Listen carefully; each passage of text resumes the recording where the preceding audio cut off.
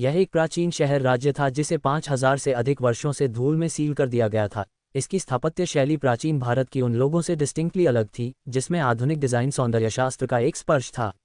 शहर का पूरा दृश्यमान क्षेत्र अच्छी तरह से व्यवस्थित इमारतों से भरा था, जिसमें साफ और चौकोर संरचनाएं थीं, जो ये भावना दे रही थीं कि पूरे शहर की योजना एक शहर प्लानर द्वारा बनाई गई थी।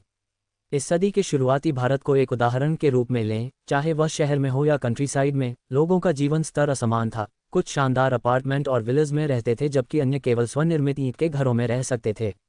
लेकिन इस शहर में, हालांकि वास्तुकला में अभी भी बड़प्पन और आम लोगों के बीच एक भेद था, शैली और रंग योजना बहुत सुसंगत थी। या तो इस शहर ने 5000 से अधिक वर्षों पहले तथाकथित सामान्य समृद्धि हासिल कर ली थी, या शहर के शासकों के पास वास्तुकला को यूनिफाई करने के लिए बेहद मजबूत शासन था। यह अविश्वसनीय है। इन इमारतों के एक्सटीरियर्स में यहाँ तक कि प्रबलित कंक्रीट संरचनाओं की चिकनाई है। तीनों प्राचीन शहर की सड़कों के साथ टहलते थे, जहाँ साफ इमारतें चौड़ी सड़कों पर थीं, जो कुछ अज्ञात कारणों से कुछ क्षति के बावजूद आश्चर्यजनक रूप से अच्छी तरह से संरक्षित थीं। क्या ये सच में एक्स्ट्राटेरेस्ट्रियल्स द्वारा बनाया गया एक शहर हो सकता है जो पृथ्वी पर आए थे?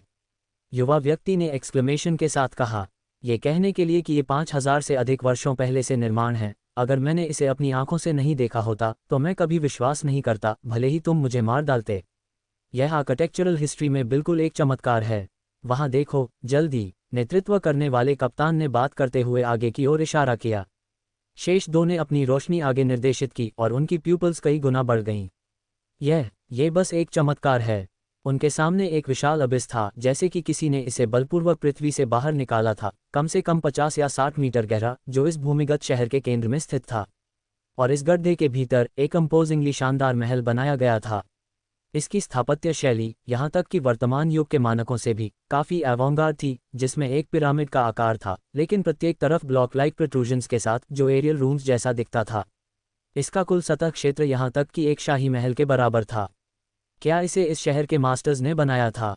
5000 से अधिक वर्षों पहले ऐसी आर्किटेक्चरल और डिज़ाइन क्षमताएं होने के लिए, अगर यह एक एलियन सभ्यता का रेलिक नहीं है, तो मैं इस पूरे शहर को खा लूंगा।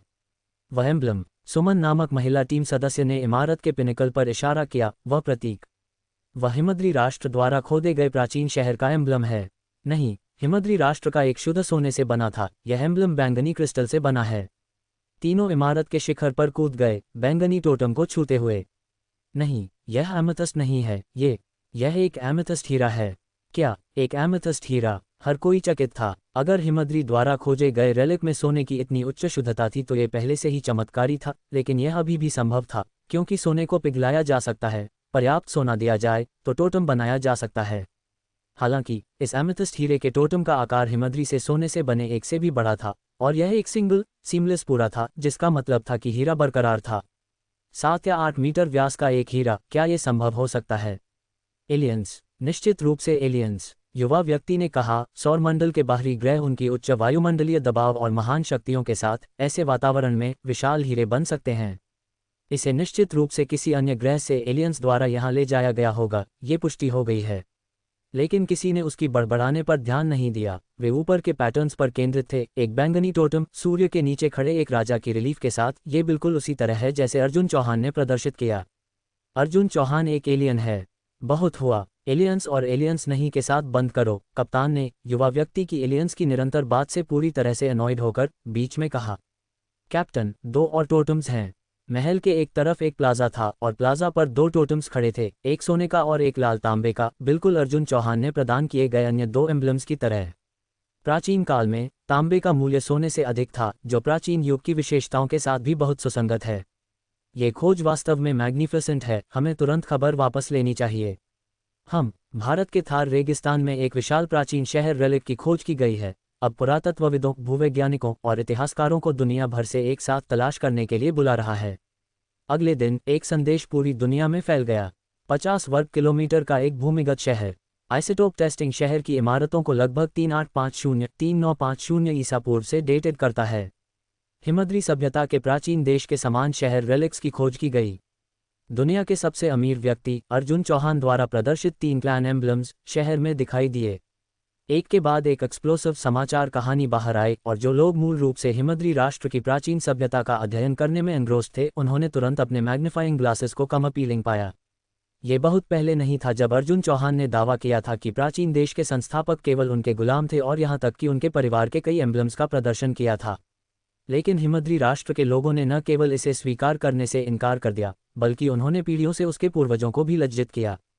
हालांकि बस कुछ ही दिनों में वास्तविकता ने उनके चेहरे पर थप्पड़ मारना शुरू कर दिया। सबूत के साथ वे इसे कैसे समझा सकते हैं? हालांकि उन 3 एम्ब्लम्स की स्थिति को साबित करने के लिए कोई लिखित सबूत नहीं था, उनकी प्लेसमेंट, आकार और उन पर रिलीफ्स भारत के उस प्राचीन शहर में उनके बीच के अंतर को चित्रित करने के लिए पर्याप्त थे। इसके अलावा इससे पहले किसी ने कभी इन 3 एम्ब्लम्स को नहीं पाया था, इसलिए वे अर्जुन चौहान द्वारा फैब्रिकेशंस नहीं हो सकते थे। जब विद्वानों का पहला समूह भूमिगत महल में प्रवेश किया और उभरा, तो उनके चेहरे अभी भी इनसब्साइडेड सदमे में थे। ये प्राचीन शहर उनकी कल्पना से परे था। अगर अर्जुन चौहान सच में इस प्राचीन राष्ट्र का वंशज था, या यहाँ तक कि इस प्राचीन शहर के रचनाकारों का वंशज था, ये दुनिया बहुत पागल थी। पवित्र शिट, अर्जुन के परिवार का इतिहास सचमुच एक मिथ जैसा है। अगर इस रेलिक की आज खुदाई नहीं की गई होती, तो मैं कसम खाकर कहता कि मैं ऐसी चीज़ पर कभी विश्वास नहीं करता। एक परिवार की रेखा जो 5000 से अधिक, लगभग 6000 साल तक चली है। मेरे भगवान, उनके पीछे छोड़ी गई एवरीडे ऑब्जेक्ट्स भी 6000 साल बाद इनवैल्यूएबल कल्चरल रेलिक्स और एंटीक्स होंगे। वे अमीर कैसे नहीं हो सकते थे? हिलेरियस, हिमद्री राष्ट्र के लोग वास्तव में हमें 4 प्राचीन सभ्यताओं से बाहर करना चाहते थे, ये सोचकर कि उनकी अपनी सभ्यता कुछ एक्स्ट्रॉर्डिनरी थी। हाँ, क्या उन्होंने उस प्राचीन देश के वंशज होने की बात स्वीकार नहीं की? क्या यह उन्हें अर्जुन के पूर्वजों के गुलाम नहीं बनाता? ये वास्तव में सर्विट्यूड की एक विरासत है। गुलाम वास्तव में सोचता है कि वे अपने मालिक को 5 महान सभ्यताओं से बाहर कर सकते हैं। मैं अपने सिर को हंस रहा हूँ। अहंकारी बने रहो, कूदते रहो, चाहे तुम कुछ भी कहो, तुम अभी भी गुलाम हो। एक बार गुलाम, हमेशा एक गुलाम। मैंने हमेशा सोचा था कि अर्जुन सिर्फ एक रिच सेकंड जनरेशन था, लेकिन ये पता चला कि मेरी दृष्टि बहुत संकीर्ण थी। भाई अपस्टेयर्स, तुम अकेले नहीं हो, हम सभी का बहुत संकीर्ण दायरा था। अर्जुन कम से कम एक रिच 1000th जनरेशन है। पुराना अर्जुन, तुमने सच में मुझे भी बहुत आश्चर्यचकित किया है। वरुण और प्रणव अर्जुन चौहान के साथ एक ही ग्रुप चैट में थे। खबर जानने के बाद दोनों ने एक साथ एक संदेश भेजा।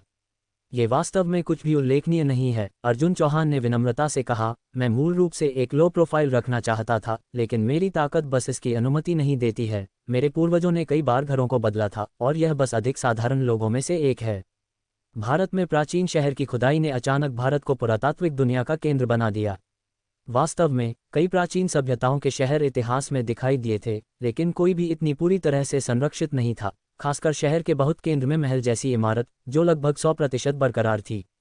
ऐसी एक पुरातात्विक खोज लोगों को कैसे उत्साहित नहीं कर सकती? चलो पैकअप करो और भारत चलो। हिमद्री राष्ट्र के रेलिक्स के साथ क्यों बौद्ध करें? भारत का प्राचीन शहर उनके पूर्वजों का है, वे मालिक हैं। अगर हम कुछ भी अध्ययन करने जा रहे हैं, तो हमें मालिक के घर का अध्ययन करना चाहिए। एक गुलाम का अध्ययन करना, क्या तुम शर्मिंदा नहीं हो? हिमद्री राष्ट्र यहाँ तक कि रिसर्च फीस चार्ज करने की हिम्मत रखता है, जबकि भारत दुनिया के लिए मुफ्त में अपने को खोलता है। उस हिमद्री के दम की कौन परवाह करता है? जो भी इसे प्यार करता है उसे वहां जाने दो। जिन विद्वानों ने हिमद्री राष्ट्र जाने की योजना बनाई थी और यहाँ तक कि अपने टेंट्स भी वहां स्थापित किए थे, वे मुड़ गए और इसके बजाय भारत चले गए। दूसरा प्राचीन शहर जो कुछ दिन पहले ही हलचल भरा था, अचानक स्पार्सली पॉपुलेटेड हो गया, केवल उनके अपने शोधकर्ताओं और आने वाले भीड़ के साथ छोड़ दिया गया। संयुक्त राष्ट्र से विरासत आवेदन इस समय आया। हिमद्री राष्ट्र की 4 महान प्राचीन सभ्यताओं और 5 महान प्राचीन संस्कृतियों में से एक के रूप में भारत को बदलने की उम्मीद को रूथलेसली खारिज कर दिया गया था, और अस्वीकृति के कारण यहाँ तक कि उनकी ओर मौकरी से भरे थे। अगर इन पिछले 2 दिनों में भारत में खोजे गए नए प्राचीन रेलिक्स के लिए नहीं होता, तो वे वास्तव में सबमिशन में टेरराइज हो गए होते। रेलिक्स वास्तव में तुम्हारे देश में हैं, कोई संदेह नहीं है, लेकिन वे तुम्हारे बिल्कुल नहीं हैं। ये प्राचीन राष्ट्र स्पष्ट रूप से भारत में उस प्राचीन शहर की एक शाखा है। अगर तुम जोर देते हो कि यह तुम्हारा है, तो वह भी ठीक है। इसका मतलब केवल यह है कि तुम इनडायरेक्टली स्वीकार कर रहे हो कि तुम गुलामों के वंशज हो। अगर तुम अपने प्रयासों को स्वीकार करने पर जोर देते हो, खैर, हमारे पास कोई विकल्प नहीं है। अगर तुम इसे स्वीकार करते हो तो एक और आवेदन प्रस्तुत करो। जब हिमद्री राष्ट्र को अस्वीकृति मिली, तो उनके लोग बिल्कुल चकित थे। अब क्या, आवेदन करना जारी रखें? वह निश्चित रूप से उन्हें पूरी दुनिया के लिए एक लाफिंग स्टॉक बना देगा। गुलाम सभ्यता नाम स्थायी रूप से उनके चेहरे पर चिपका दिया जाएगा। लेकिन अगर वे रिअप्लाई नहीं करते हैं, तो यह महत्वपूर्ण पुरातात्विक खोज पूरी तरह से लाफबल हो जाती है, और यह सीधे इसके अस्तित्व को भारत से जोड़ देगा। इस प्राचीन शहर रेलिक की बात करते हुए कोई भी नहीं सोचेगा कि यह एक हिमद्री राष्ट्र रेलिक है, बल्कि एक भारत रेलिक है। उनके देश में एक रेलिक जो वास्तव में दूसरे देश का है, स्वीकार करना कितना पूरी तरह से एम्बैरसिंग है। फिर भी गरिमा और प्रतिष्ठा के बीच एक विकल्प का सामना करते हुए उन्होंने आखिरकार प्रतिष्ठा को चुना। अगर उन्होंने स्वीकार किया कि वे भारत के गुलामों के वंशज थे, तो वे भविष्य में केवल मंगल ग्रह पर भाग सकते थे, क्योंकि मंगल पर कोई भी उन्हें पहचान नहीं पाएगा। भूगर्भीय अन्वेषण के बाद भूमिगत शहर का क्षेत्र मोटे तौर पर 48.6 वर्ग किलोमीटर था, जिसकी औसत गहराई जमीन के नीचे लगभग 17 मीटर थी। शहर के ऊपर एक विशाल रेगिस्तान था और भारत के यौगिकों द्वारा फाड़ दिए गए इस प्रवेश द्वार के अलावा बाकी रॉक लेयर्स पूरी तरह से इंटैक्ट थे। इससे दो मुद्दे उत्पन्न हुए। सबसे पहले, क्या ये शहर शुरू से भूमिगत बनाया गया था, या यह मूल रूप से जमीन के ऊपर था और किसी अज्ञात कारण से डूब गया? दूसरा, रॉक लेयर के नीचे दफन एक शहर दर्जनों मीटर अचानक कैसे फिर से उभरा? ये उन सभी विद्वानों के बीच सबसे उत्सुक सवाल थे जो रेलिक में प्रवेश कर गए थे। जैसे ही हर कोई इस रेलिक से चकित था, भारत के सबसे आधिकारिक पुरातात्विक संस्थान ने अचानक घोषणा की कि इस शहर की खोज किसी चांस इवेंट के कारण नहीं थी, इसके बजाय सटीक स्थान किसी के द्वारा प्रकट किया गया था, इसलिए इसकी खोज की गई थी। और वह व्यक्ति कोई और नहीं बल्कि दुनिया का सबसे अमीर अर्जुन चौहान था। उस क्षण में हर किसी को अचानक याद आया, हाँ, क्या अर्जुन चौहान ने नहीं कहा था, हिमद्री राष्ट्र में प्राचीन शहर रेलिक उनके परिवार के गुलाम का था और प्रतीक भी उनके क्लैन एम्ब्लम में गुलाम शाखा द्वारा उपयोग किया जाने वाला एक टोटम था। अब अर्जुन चौहान ने इस भूमिगत प्राचीन शहर के स्थान को ठीक से प्रकट किया था। क्या ये सत्यापित नहीं कर सकता कि उसने जो कुछ भी दावा किया था वह सच था? सभी टुकड़े मेल खाते थे, पूरी तरह से स्पॉट ऑन। इसके अलावा चौहान परिवार का क्लैन एम्ब्लम इस प्राचीन शहर की सर्वोच्च स्थिति का प्रतिनिधित्व करने वाला प्रतीक था, जिसने स्पष्ट रूप से सुझाव दिया कि उसके पूर्वज बहुत लाइकली उच्च अधिकारी, शासक या यहाँ तक कि इस शहर के मालिक थे। उस समय अधिक हॉट टॉपिक्स सीधे उस प्राचीन शहर से अर्जुन चौहान में स्थानांतरित हो गए थे। प्राचीन देश, राजकुमार, पीढ़ियों का धन और विभिन्न अन्य लेबल उससे जुड़े हुए थे। एक परिवार की वंशावली जो 5000 साल से अधिक समय तक चली है, क्या यह एक राष्ट्र के इतिहास का अध्ययन करने से अधिक रोमांचक नहीं था? दुनिया में कितने देश ऐसे इतिहास का दावा कर सकते थे? इसका उदय और पतन, क्या यह इंट्रीगिंग नहीं है? पुरातत्व और इतिहास में शामिल लोग तुरंत कार्रवाई में आ गए, जल्दी से एक नया विषय और अनुशासन स्थापित किया। आगे बढ़ो और रिसर्च करो, अगर तुम सच में कुछ अनकवर कर सकते हो तो तुम जीतते हो, अर्जुन चौहान ने असहाय रूप से एक मुस्कान के साथ कहा, क्योंकि उसने खबर देखी। भले ही उसके परिवार का प्रभाव सूर्य को ओवरशैडोड कर सकता था, उन्होंने वास्तव में शायद ही कभी पब्लिक आई में कदम रखा या कुछ भी बहुत शोई में लगे। अधिकांश प्रयासों को उनके संबद्ध या नौकर परिवारों के माध्यम से किया गया था, और वह चौहान परिवार में एकमात्र ऐसा व्यक्ति था जो इतने हाई प्रोफाइल तरीके से दिखाई दिया। इस मौके ने सीधे भारत को 4 महान प्राचीन सभ्यताओं के बीच चौथे स्थान से पहले स्थान पर पहुंचा दिया। संयुक्त राष्ट्र ने शीर यनास्टी की सभ्यता को स्वीकार नहीं किया, ये दावा करते हुए कि भारत की सभ्यता केवल 1500 ईसा पूर्व तक वापस चली गई है ना। अब जब सबूत तुम्हारे चेहरे पर है, लगभग 4000 ईसा पूर्व से एक प्राचीन शहर उभर रहा है, क्या तुम अभी भी दावा कर सकते हो कि भारत का इतिहास केवल 3500 साल पुराना है? कोई भी प्राचीन साम्राज्य या सभ्यता भारत के मुकाबले पेल्स इन कंपैरिजन। अर्जुन, कल प्राचीन शहर में एक अनावरण समारोह है, क्या तुम्हारे पास भाग लेने का समय है? नेताजी शर्मा ने अर्जुन चौहान को एक आमंत्रण भेजा, तुम्हें कुछ इंटरव्यूज भी स्वीकार करने पड़ सकते हैं।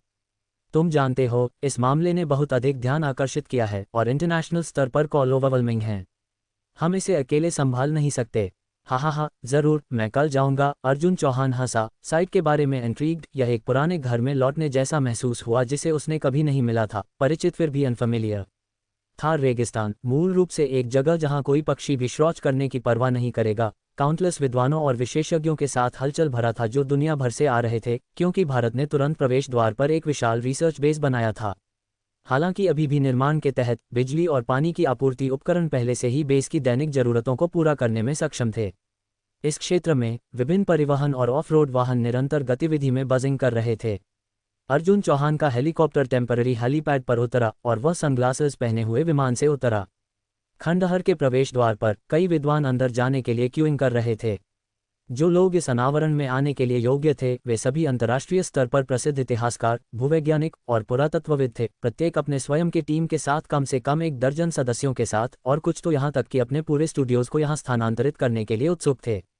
5000 से अधिक वर्षों का एक शहर, इसमें कितने रहस्य और कहानियां होनी चाहिए। कृपया लाइन अप करें और अपने परमिट्स और इन्विटेशंस दिखाएं। कर्मचारी प्रवेश द्वार पर ऑर्डर बनाए रख रहे थे जबकि जोर से चिल्ला रहे थे। ध्रुवा के समर्थन के साथ एक एलिवेटर जो एक बार में दर्जनों लोगों को उठाने के लिए पर्याप्त था, प्रवेश द्वार पर बनाया गया था और निश्चित रूप से ऊपर और नीचे चलने के लिए एक प्रबलित और सुरक्षित स्टेयरकेस भी था। माफ़ कीजिए सर, क्या आप कृपया अपना इन्विटेशन और एंट्री परमिट दिखा सकते हैं? जब यह अर्जुन चौहान की बारी थी तो कर्मचारियों ने तुरंत उसे रोक दिया। क्या मुझे अपने ही पुराने घर में लौटने के लिए एक परमिट की ज़रूरत है? इस क्षण में अर्जुन चौहान आखिरकार समझ गया कि बहादुर शाह जफर दो ने लाल किले में प्रवेश करते समय कैसा महसूस किया। अपने ही घर लौटने के लिए एक टिकट खरीदना पड़ रहा है। कर्मचारी चौंक गया। तुम अपने ही घर लौट रहे हो? तुम कौन हो? लेकिन उसके तुरंत बाद अर्जुन चौहान ने अपने चेहरे से सनग्लासेस उतार दिए। क्या आप मिस्टर अर्जुन हैं? कर्मचारी ने तुरंत अर्जुन चौहान को पहचान लिया। हाँ, यह मैं हूँ, अर्जुन चौहान ने एक मुस्कान के साथ कहा। मैं निश्चित रूप से बहादुर शाह जफर दो नहीं हूँ। मुझे अपने ही घर में प्रवेश करने के लिए एक परमिट या एक इन्विटेशन की ज़रूरत नहीं है ना? कर्मचारी तुरंत हंसना शुरू कर दिया, क्योंकि उसे पहले से ही बताया गया था कि अर्जुन चौहान आज का विशेष अतिथि था और उन्हें उसके आने पर उसके साथ अच्छा व्यवहार करने का निर्देश दिया गया था। हालांकि अर्जुन चौहान की टिप्पणी ने उसे अम्यूज़्ड किया, उसे याद दिलाया कि आखिरी व्यक्ति जिसे अपने ही घर में प्रवेश करने के लिए एक टिकट खरीदने की ज़रूरत थी, वह एक एम्परर था। बहादुर शाह जफर दो निश्चित रूप से संबंधित हो सकता था। अर्जुन चौहान, यह अर्जुन चौहान है। अर्जुन चौहान आ गया है। विद्वानों के अलावा कई मीडिया रिप्रेजेंटेटिव भी थे जिन्हें आमंत्रित किया गया था और उन्होंने जल्दी से अपने सभी कैमरास को अर्जुन चौहान की ओर मोड़ दिया। मिस्टर अर्जुन, क्या हम आपके साथ एक ब्रीफ इंटरव्यू कर सकते हैं? मिस्टर अर्जुन, आपकी असली पहचान क्या है? क्या आपके परिवार ने सच में इस प्राचीन शहर का निर्माण किया था? मिस्टर अर्जुन, क्या आप हमारे साथ अपने परिवार के कुछ रहस्य साझा कर सकते हैं? हाँ, मेरे घर इतने गर्मजोशी से आने के लिए आप सभी का धन्यवाद, अर्जुन चौहान ने एक होस्ट के मैनर को अपनाते हुए कहा। मैं टुनाइट प्रेस रिसेप्शन में इन सभी सवालों का जवाब दूंगा। कृपया, अभी कोई जल्दी नहीं है। साइट कर्मचारियों के चेहरे के भाव ट्विच कर रहे थे। मेहमानों के रूप में अपने घर आओ कहने के लिए ऐसे साहसी शब्द। यहाँ तक कि बहादुर शाह जफर दो, मेरे घर में आपका स्वागत है, कहने की हिम्मत नहीं करेगा जब लोगों को लाल किले में लाएगा। मेहमानों को होस्ट्स में बदलने के लिए क्या मूव है? लेकिन रिफ्लेक्शन पर बयान गलत नहीं था।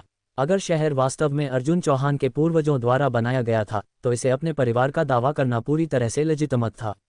मिस्टर अर्जुन, कृपया अंदर आइए। विद्वानों के प्रतिनिधि पहले से ही नीचे आपका इंतजार कर रहे हैं। मेरा इंतजार कर रहे हैं? किस लिए? अर्जुन चौहान चौंक गया। उन विदेशी विद्वानों का कहना है कि चूंकि यह तुम्हारे पूर्वज थे जिन्होंने इस प्राचीन शहर का निर्माण किया था, तुम्हें इसकी एक प्रोफाउंड समझ होनी चाहिए। वे सभी उम्मीद कर रहे हैं कि तुम उन्हें शहर से परिचित करा सकते हो। धत, अर्जुन चौहान अच्छी तरह से जानता था कि ये लोग उसे एक चैलेंज के साथ स्थापित करने की कोशिश कर रहे थे। तुम दावा करते हो कि यह तुम्हारे पूर्वजों द्वारा बनाया गया था, है ना? अगर ये तुम्हारे परिवार से कुछ है तो तुम्हें इसे सबसे अच्छा पता होना चाहिए। अगर तुम विस्तार से नहीं बता सकते तो तुम एक फ्रॉड होगे। फिर तथाकथित 5000 साल की सांस्कृतिक विरासत को बाहर की दुनिया से रैम्पेंट स्केप्टिसिज्म का सामना करना पड़ेगा। अगर ऐसा हुआ तो ये सिर्फ अर्जुन चौहान का चेहरा खोना नहीं होगा, बल्कि पूरे भारत का। ठीक है, तो मैं उन्हें एक टूर दूंगा। अर्जुन चौहान मुस्कुराया और एलिवेटर पर कदम रखा। अगर वे 5000 साल से अधिक की विरासत के साथ एक सामान्य परिवार थे तो यह एक आश्चर्य होगा अगर वह कुछ भी समझा सकता था। लेकिन जब शहर बनाया गया था तो इसकी सभी संरचना और डेटा दिव्य शक्ति महाविद्यालय के डीन्स रिंग के डेटाबेस में बैकअप थे और अर्जुन चौहान किसी भी समय इसे एक्सेस कर सकता था। गोदान, इस शहर के बारे में सभी जानकारी मेरी मेमोरी में सिंक करो। हाँ, होस्ट। डेटा प्रवाह के एक बर्स्ट के साथ अर्जुन चौहान की मेमोरी अचानक शहर के बारे में जानकारी के धन से भर गई। इस शहर की स्थापना 3902 ईसा पूर्व में हुई थी और इसे पूरा होने में 24 साल लगे। इसके सबसे समृद्ध में ये सैकड़ों हजारों मनुष्यों का घर था। वास्तव में ये सब पहले पूर्वज से शुरू हुआ था जिसे अर्जुन चौहान ने दिव्य शक्ति महाविद्यालय से प्राप्त किया था। मूल रूप से वह एक आदिम जनजाति का सिर्फ एक साधारण सदस्य था, उस युग में बिना लिखने के, और चौहान सरनेम बाद में विकसित हुआ था। ये बाद में था कि उसने खुद को एक अधिक आधुनिक नाम दिया, खुद को अर्जुन योगेश कहते हुए। दिव्य शक्ति महाविद्यालय की शक्ति के साथ अर्जुन योगेश कुछ ही महीनों के भीतर उम्र के किसी भी यौगिक से आगे निकलने वाले एक मास्टर बन गए और उन्होंने उन्नत यूनिवर्सल सभ्यताओं से बड़ी मात्रा में ज्ञान को अवशोषित किया। उसने अपनी एस्टोनिशिंग विजडम और शक्ति के साथ पूरी जनजाति को कॉन्कर किया, जनजाति का अनडिस्प्यूटेड राजा बन गया। अर्जुन योगेश केवल अपनी जनजाति को बढ़ने और विकसित करने के लिए नेतृत्व करना चाहता था, लेकिन बाद में उसे अन्य जनजातियों द्वारा इन्वेजन्स का सामना करना पड़ा और उन्हें भी कॉन्कर करने के लिए मजबूर किया गया। उस युग के संघर्ष केवल अस्तित्व संसाधनों के लिए थे। जनजाति जितनी मजबूत थी उन्हें उतना ही एनवी किया जाता था। जब तक कि उनकी जनजाति ने एक दर्जन या तो अन्य जनजातियों को एनेक्स नहीं कर लिया, तब तक किसी ने भी उन्हें चुनौती देने की हिम्मत नहीं की। जब अन्य जनजातियां अभी भी पिछड़े हथियारों का उपयोग कर रही थीं, उन्होंने पहले ही फायरआर्म्स का आविष्कार कर लिया था। वे उसके खिलाफ कैसे लड़ सकते थे? तब तक अर्जुन योगेश की जनजाति हजारों लोगों तक बढ़ गई थी। जीवित रहने के लिए उन्होंने संसाधनों में प्रचुर मात्रा में एक ओएसिस पाया जहां ये शहर स्थापित किया गया था। अधिक से अधिक जनजातियां जगह की प्रशंसा करने के लिए आईं, जब तक कि अंततः जनसंख्या सैकड़ों हजारों तक पहुंच गई। अर्जुन योगेश के कमांड पर इस शहर का निर्माण किया गया था। उपयोग की जाने वाली मुख्य सामग्री प्रबलित कंक्रीट के समान थी। हालांकि वे असली चीज के साथ तुलना नहीं कर सकते थे। वे किसी भी पुआल हट्स, लकड़ी के घरों या साधारण पत्थर के आवासों की तुलना में इनकॉम्परेबली अधिक ठोस थे। फिर कृषि और पशुपालन के शुरुआती रूप आए। अर्जुन योगेश ने भी खाद्य पौधों के विभिन्न बीजों को पाया और खेती का ज्ञान अपने सबसे करीबी सहयोगियों के एक समूह को सिखाया जो उसकी मूल जनजाति से दोस्त थे। उसने कई युवा जानवरों को पकड़ा और उन्हें ब्रीडिंग शुरू कर दिया। पूरा शहर पूरी तरह से सेल्फ सफिशिएंट हो सकता था और थ्राइव कर सकता था। उस युग में बस जीवित रहना एक अविश्वसनीय फीट था और अर्जुन योगेश द्वारा प्रदर्शित शक्तियां और ज्ञान डिवाइन से कम नहीं थे। सबसे वफादार जनजातियां धीरे धीरे अर्जुन योगेश को एक देवता के रूप में मानने लगी। 3 टोटम्स का निर्माण किया, उसके से संबंधित सभी लोगों को 3 वर्गों में विभाजित किया। बाद में शक्ति और धन से थककर अर्जुन योगेश ने उच्च चीजों, ताकत और अमरता का पीछा करना शुरू कर दिया। वह दिव्य शक्ति महाविद्यालय में अध्ययन करता रहा जब तक कि एक दिन उसकी शक्ति आखिरकार एक निश्चित स्तर तक नहीं पहुंच गई। जैसे अर्जुन चौहान के माता पिता उन पैरेलल यूनिवर्सेस में गए, अर्जुन योगेश ने भी उन दुनिया की तलाश करने की योजना बनाई। इसलिए उसने पूरे शहर को डिसबैंडेड किया और दिव्य शक्ति महाविद्यालय को अपने एकमात्र वंशज को सौंप दिया। शहर के सभी मूल निवासी भी चले गए। एक स्मारक के रूप में अर्जुन योगेश के वंशज ने पृथ्वी की शक्ति का उपयोग करके शहर के एक हिस्से को सील कर दिया था जिसे अर्जुन योगेश के ब्रेक थ्रू द्वारा क्षतिग्रस्त कर दिया गया था। जमीन के नीचे उम्मीद है कि यह एक इटर्नल रहस्य बन जाएगा। जहां तक उन शहर के निवासियों का सवाल है, वे पूर्व की ओर, पश्चिम की ओर, दक्षिण की ओर, उत्तर की ओर गए, सभ्यता और ज्ञान के बीज को पूरी दुनिया में ले गए। कृषि, खेती, निर्माण और यहां तक कि जेनेटिक इंजीनियरिंग का ज्ञान। गंगा और ब्रह्मपुत्र नदी घाटियों में एक सहायक जनजाति ने सबसे शुरुआती भारतीय सभ्यता की स्थापना की। हिमद्री क्षेत्र में एक गुलाम जनजाति ने एक समान रूप से समृद्ध शहर बनाया।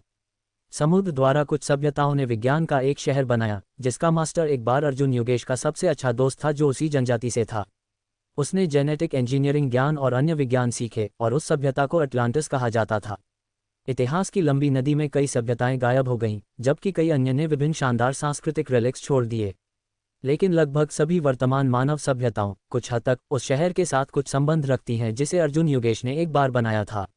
आधुनिक भारतीय भाषा में अनुवादित इस शहर का नाम उद्भव नगर है, जिसका अर्थ है कि यह सभी मानव सभ्यताओं का उद्भव है। मिस्टर अर्जुन, हम यहाँ हैं, एक विद्वान ने उसे बुलाया लहराते हुए। मैं अजय वर्मा हूँ, भारत ऐतिहासिक संग्रहालय के निदेशक। डायरेक्टर वर्मा, आपसे मिलकर अच्छा लगा। अर्जुन चौहान ने शिष्टाचार से उसके साथ हाथ मिलाया। मिस्टर अर्जुन, तुम्हें सावधान रहना चाहिए, आज यहाँ ये छोटे डेविल्स और ओल्ड रूस की सभी एक लड़ाई लेने के लिए हैं। डायरेक्टर वर्मा ने चुपचाप कहा। पास के कुछ विदेशी विद्वानों की ओर इशारा करते हुए जो बातचीत के साथ बजिंग कर रहे थे, वे सोचते हैं कि यह भारत में हमारे द्वारा बनाया गया एक झूठ है। कोई बात नहीं, अज्ञानता हमेशा उनकी कमी रही है। एक बार जब वे रेलिक्स देख लेंगे तो वे समझेंगे कि भारतीय सभ्यता वास्तव में क्या है। मिस्टर अर्जुन, हम आपका बहुत देर से इंतजार कर रहे थे, आप आखिरकार आ ही गए। एक सुनहरे बालों वाले विदेशी ने अर्जुन चौहान का फ्लुएंट इंग्लिश में अभिवादन किया। वह काफी युवा था, 30 की उम्र में लग रहा था। उसके चारों ओर बूढ़े एंटीक्स के समूह की तुलना में एक अलग तरह की उपस्थिति थी। अर्जुन चौहान ने कैजुअली उस पर ग्लांस किया। नाम, मानव दत्त। जाति, मानव। स्थिति, विश्व प्राचीन सभ्यता शोध संगठन के अध्यक्ष। संभावित सूचकांक 9। वरदान, भाषाएं, प्राचीन भाषाएं। कौशल, भाषाओं में महारत, पुरातत्व में महारत। मूल्यांकन, मुश्किल से एक उच्च गुणवत्ता वाले मानव पुरुष के रूप में योग्य। हिलेरियस, अर्जुन चौहान जोर से हंसा। दिव्य शक्ति महाविद्यालय की मूल्यांकन करने की क्षमता हमेशा की तरह पॉइंटेड और चीकी थी। हालांकि यह मानदंड वास्तव में कुछ उल्लेखनीय था। प्राचीन सभ्यताओं का अध्ययन ज्ञान के संचय पर निर्भर करता था। आमतौर पर कुछ रनाउन वाले लोग उम्र में काफी एडवांस होते थे और कई पुरातत्वविद अपनी 70 या 80 की उम्र में भी फ्रंटलाइंस पर खुदाई कर रहे थे। ऐसा युवा व्यक्ति विश्व प्राचीन सभ्यता शोध संगठन का अध्यक्ष बन सकता है। ये दर्शाता था कि मानव वास्तव में कुशल और जानकार था। मिस्टर अर्जुन, यह मिस्टर मानव दत्त हैं, विश्व प्राचीन सभ्यता शोध संगठन के अध्यक्ष डायरेक्टर वर्मा ने परिचय दिया। ये किस तरह का संगठन है? ये कुछ ऐसा नहीं है जिसे तुम बस अपना रास्ता खरीद कर जा सकते हो, है ना? अर्जुन चौहान ने अपनी सांस के तहत मटर किया। मिस्टर अर्जुन, प्राचीन सभ्यता शोध संगठन वर्तमान में दुनिया का सबसे आधिकारिक पुरातात्विक संस्थान है। वे 19वीं सदी की शुरुआत में स्थापित किए गए थे और उनका 200 से अधिक वर्षों का इतिहास है। इस समय में उन्होंने बड़ी संख्या में प्राचीन मानव रेलिक्स की खोज की है। जहां तक मानव का सवाल है, स्कोडा नाम की प्राचीन सभ्यता की खोज और एक्सकवेशन उसके नेतृत्व में पिछले कुछ वर्षों में हुई थी। उसकी भाषाई क्षमताएं बेहद मजबूत हैं। उसने यहां तक कि 8 प्राचीन सभ्यताओं की भाषाओं को डिसाइफर किया है, जो प्राचीन जानकारी के ह्यूमैनिटी के अध्ययन के लिए बहुत मददगार है। कोई आश्चर्य नहीं कि वह इतनी कम उम्र में अध्यक्ष बन गया, अर्जुन चौहान ने खुद से नोट किया। प्राचीन सभ्यताओं को अनर्थ करना इतना प्रभावशाली नहीं है। अगर तुम एक को खोदने के लिए काफ़ी भाग्यशाली हो तो वह पर्याप्त है। लेकिन वह अकेला पर्याप्त नहीं है, तुम्हें अपनी फाइंडिंग्स को भी बोलने देना होगा। अन्यथा ये आइटम्स एंटीक से अलग नहीं हैं और रिसर्च के लिए अपनी प्रासंगिकता खो देते हैं। इन प्राचीन स्क्रिप्ट्स को समझना, यही ह्यूमैनिटी के लिए सचमुच मायने रखता है। आपसे मिलकर अच्छा लगा, मिस्टर मानव, अर्जुन चौहान ने परफेक्टरी ढंग से उसका हाथ मिलाया। मिस्टर अर्जुन, मैंने एक बार एक प्राचीन यूरोपीय सभ्यता की खोज की जिसमें इस शहर के साथ बहुत सारी समानताएं थीं। मैंने इसकी संस्कृति और भाषा का अध्ययन करने में 5 साल बिताए और इन सभ्यताओं की एक गहरी समझ हासिल की है। ओह, तो मिस्टर मानव, आप काफ़ी प्रभावशाली हैं। मैं मिस्टर अर्जुन के सामने प्रभावशाली होने का दावा नहीं करूंगा, मानव ने विनम्रता से कहा, लेकिन उसके चेहरे पर स्लाइटेस्ट एम्बैरसमेंट नहीं था। मैंने सुना है कि यह सभ्यता आपके पूर्वजों द्वारा छोड़ी गई थी। मेरा मानना है कि आप इस प्राचीन शहर से बहुत परिचित होंगे और मुझे उम्मीद है कि मैं आपके माध्यम से इस सभ्यता की एक बेहतर समझ हासिल करूंगा और अपने पिछले रिसर्च फाइंडिंग्स को भी वेरीफाई करूंगा। मानव के शब्द पोलाइट और रेस्पेक्टफुल लगे, लेकिन उसके शब्दों के भीतर उसने पहले ही मान लिया था कि अर्जुन चौहान इस सभ्यता के बारे में बहुत जानकार था। अगर तुम कहते हो कि यह चीज़ तुम्हारे पूर्वजों द्वारा बनाई गई थी, तो तुम्हें निश्चित रूप से इसकी आंतरिक संरचना, संस्कृति और स्क्रिप्ट को बहुत अच्छी तरह से समझना चाहिए। लेकिन अगर तुम इन चीज़ों को आर्टिकुलेट नहीं कर सकते, तो क्या ये सुझाव नहीं देगा कि 5000 साल की वंशावली के बारे में सारी बात खाली बोस्ट्स के अलावा कुछ नहीं है, बस एक मुकुट जिसे भारतीय लोगों ने जबरदस्ती खुद पर रखा है? क्या ये पूरी तरह से डिसग्रेस नहीं होगा? लेकिन रियलिटी में, भले ही यह चीज़ वास्तव में तुम्हारे पूर्वजों द्वारा बनाई गई थी, डिटेक्शन डेटा ने दिखाया है कि इस शहर को हजारों वर्षों से दफन किया गया है। अर्जुन चौहान की तो बात ही छोड़ो, अगर उसके पूर्वज जीवित होते तो उन्हें इस शहर के बारे में जानकारी याद नहीं हो सकती थी। और 5 साल के रिसर्च के बाद मानव ने इमारतों और प्राचीन आर्टिफैक्ट्स के बारे में सभी जानकारी में महारत हासिल नहीं की थी, लेकिन उसे विश्वास था कि वह अर्जुन चौहान से बहुत अधिक समझता था। इस जगह को स्लम्स कहा जाता है, अर्जुन चौहान ने चलते हुए कहा, अपने दिमाग में जानकारी के आधार पर परिचय देते हुए। शहर की समृद्धि की ऊंचाई पर ये 200,000 से अधिक की आबादी का घर था, जिसमें साधारण निवासियों के लिए लगभग 7 या 8 हजार घर बनाए गए थे। यहाँ ब्रीडिंग ग्राउंड है, जहाँ मेरे पूर्वजों ने कुल 12 प्रकार के जंगली जानवरों को टेम किया था जिनका उपयोग किया जा सकता था। ओह, और यहाँ यह एक बड़ा प्लांटेशन है जिसका उपयोग मुख्य रूप से फल और सब्जियाँ उगाने के लिए किया जाता था। हजारों वर्षों के परिवर्तनों के बाद कई चीज़ें अपनी मूल स्थिति से पूरी तरह से अनरिकॉग्नाइजेबल हो गई हैं, खासकर ये ब्रीडिंग और प्लांटिंग एरिया, जो बाहर से सिर्फ कई खाली प्लॉट्स ऑफ लैंड हैं। लेकिन किनारों पर एनोटेशंस और उन प्राचीन पात्रों के आधार पर मानव ये पुष्टि कर सकता था कि अर्जुन चौहान ने जो कुछ भी पेश किया था वह सच था। क्या ये थोड़ा बहुत प्रेपोस्टरस नहीं है? इस शहर को हजारों वर्षों से भूमिगत सील किया गया है, भले ही यह शहर वास्तव में तुम्हारे परिवार का है। क्या ये हो सकता है कि तुम पीढ़ी दर पीढ़ी एक डिज़ाइन ब्लूप्रिंट पासिंग डाउन कर रहे हो? अर्जुन चौहान का परिचय आर्कियोलॉजिस्ट्स को मेस्मराइज्ड कर दिया, जिनमें से कुछ ने तो ये भी भूल गए थे कि आज उनका मुख्य उद्देश्य अर्जुन चौहान को मूर्ख बनाने का एक तरीका खोजना था। इसके बजाय वे उन कहानियों और डिस्क्रिप्शंस में गहराई से एनग्रोस्ड हो गए। वास्तव में तुम नोटिस कर सकते हो, प्राचीन मिस्र और बेबीलोन जैसी सभ्यताएं, उनकी कई स्थापत्य शैलियों में वास्तव में इस शहर के साथ कुछ समानताएं हैं। वास्तव में विशेषज्ञों ने नोट किया उन इमारतों पर इस शहर के ट्रेसेस ढूंढते हुए, और यहाँ तक कि पिरामिड, जो मानव दुनिया के एक वंडर के रूप में जाने जाते हैं, को यहाँ केंद्रीय महल के संदर्भ में डिज़ाइन किया गया था। वास्तव में वे सभ्यताएं गुलामों और सबॉर्डिनेट जनजातियों द्वारा स्थापित की गई थीं जो हमारे शहर से अलग हो गए थे। अर्जुन चौहान ने एक शॉकिंग स्टेटमेंट दिया। मिस्टर अर्जुन, आप लापरवाही से ऐसा नहीं बोल सकते। हम प्राचीन भारतीय सभ्यता का सम्मान करते हैं, लेकिन ये कहना कि वे सभ्यताएं भारत के गुलामों और एफिलिएट्स के एवोल्यूशन हैं, कुछ हद तक अनुचित लगता है ना? मैं बस सच कह रहा हूँ, अर्जुन चौहान ने शांति से कहा। तुम्हारे देश की शक्ति सभ्यता सहित, जो हमारे एक गुलाम परिवार द्वारा भी स्थापित की गई थी। मांडव का चेहरा तुरंत बदल गया। शक्ति सभ्यता की खोज उनके देश में हुई थी और यह मांडव की सबसे प्राउडेस्ट अचीवमेंट्स में से एक थी, यहाँ तक कि ये दावा करते हुए कि शक्ति सभ्यता सभी यूरोपीय सभ्यता का क्रेडल था, जिसका इतिहास 3000 साल पहले तक ट्रेस्ड किया जा सकता था। लेकिन अब अर्जुन चौहान उसे बता रहा था कि उनकी सभ्यता भी एक गुलाम सभ्यता थी। वे गुलामों के वंशज थे। कौन इसे स्वीकार कर सकता है? मिस्टर अर्जुन, यह आपके पहले कहे गए से बिल्कुल मेल नहीं खाता, मांडव ने कहा। आपने उल्लेख किया था कि आपके गुलाम परिवारों में सभी के पास एक प्रतीक के रूप में एक सोने का क्लैन एम्ब्लम होगा, लेकिन हमें हमारी शक्ति सभ्यता में इस टोटम का कोई ट्रेस नहीं मिला है। हाँ, इसकी मैं गवाही दे सकता हूँ। हम सभी ने उस साइट का दौरा किया है और वहाँ कोई सोने का निशान नहीं था। मांडव ने अर्जुन चौहान पर मुस्कुराया, जैसे कि यह कहने के लिए कि उसका झूठ उजागर हो गया था। ये देखने के लिए उत्सुक था कि अर्जुन इससे कैसे विगल आउट करेगा। लेकिन अर्जुन चौहान ने बस स्नीर किया। एक बात है जो तुम सभी शायद नहीं जानते, सभी गुलाम हमारे चौहान परिवार के गुलाम बनने के योग्य नहीं हैं, नहीं वे सभी हमारे फैमिली एम्ब्लम का उपयोग करने के हकदार हैं। इस शहर में गुलामों को भी स्ट्रैटिफाइड किया गया था। हमारे चौहान परिवार का गुलाम होना और क्लैन एम्ब्लम का उपयोग करने का सम्मान होना बाहर की अपर क्लास की तुलना में एक उच्च स्थिति का मतलब था। अर्जुन चौहान ने जारी रखा, तो दूसरे शब्दों में, जिन लोगों ने तुम्हारी सभ्यता की स्थापना की, वे इस शहर से लो लेवल गुलामों का एक समूह थे, जो हमारे क्लैन एम्ब्लम का उपयोग करने के योग्य नहीं थे, यहाँ तक कि इसकी पूजा करने के भी योग्य नहीं थे। हज़ा, डायरेक्टर वर्मा ने मांडव की ओर देखा, जिसका चेहरा पहले से ही कुछ हद तक ट्विस्टेड हो गया था, और वह इनवर्डली हंसने से खुद को रोक नहीं पाया। ये लोग, अपने व्यापक अनुभव और बेहतर ज्ञान पर भरोसा करते हुए, हमेशा उनके साथ एक कॉन्डसेंडिंग एटीट्यूड के साथ व्यवहार करते थे। यह ऐसा था जैसे कि यह भारत का सम्मान था कि उन्होंने इस प्राचीन सभ्यता की एक्सकवेशन में भाग लेने की देन किया था।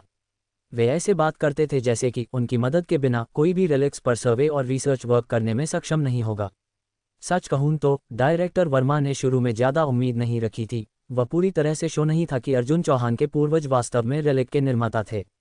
5000 से अधिक वर्षों तक फैली एक परिवार के इतिहास की कहानी एक फिल्म या नॉवल से सीधे कुछ जैसी लगती थी। इसके अलावा रेलिक को हजारों वर्षों से सूर्य से छिपाया गया था। भले ही यह वास्तव में उसके पूर्वजों द्वारा बनाया गया था, अर्जुन चौहान को इसकी आंतरिक संरचना या शहर के निर्माण के बारे में कुछ भी पता नहीं हो सकता था। उदाहरण के लिए, आज लाल किले को लें। शाही नोबल्स के कई वंशज हैं, जिनमें सम्राट अकबर के भी शामिल हैं, जिन्होंने लाल किले का निर्माण किया था। लेकिन अगर तुम उन वंशजों से पूछो जिन्होंने कभी लाल किले का दौरा नहीं किया है कि यह अंदर से कैसा दिखता है या विभिन्न क्षेत्रों का कार्य क्या है, तो 10 में से 8 या 9 को कोई सुराग नहीं होगा। लेकिन उसने वास्तव में उम्मीद नहीं की थी कि अर्जुन चौहान की शहर की समझ इस तरह की डिग्री तक पहुंचेगी।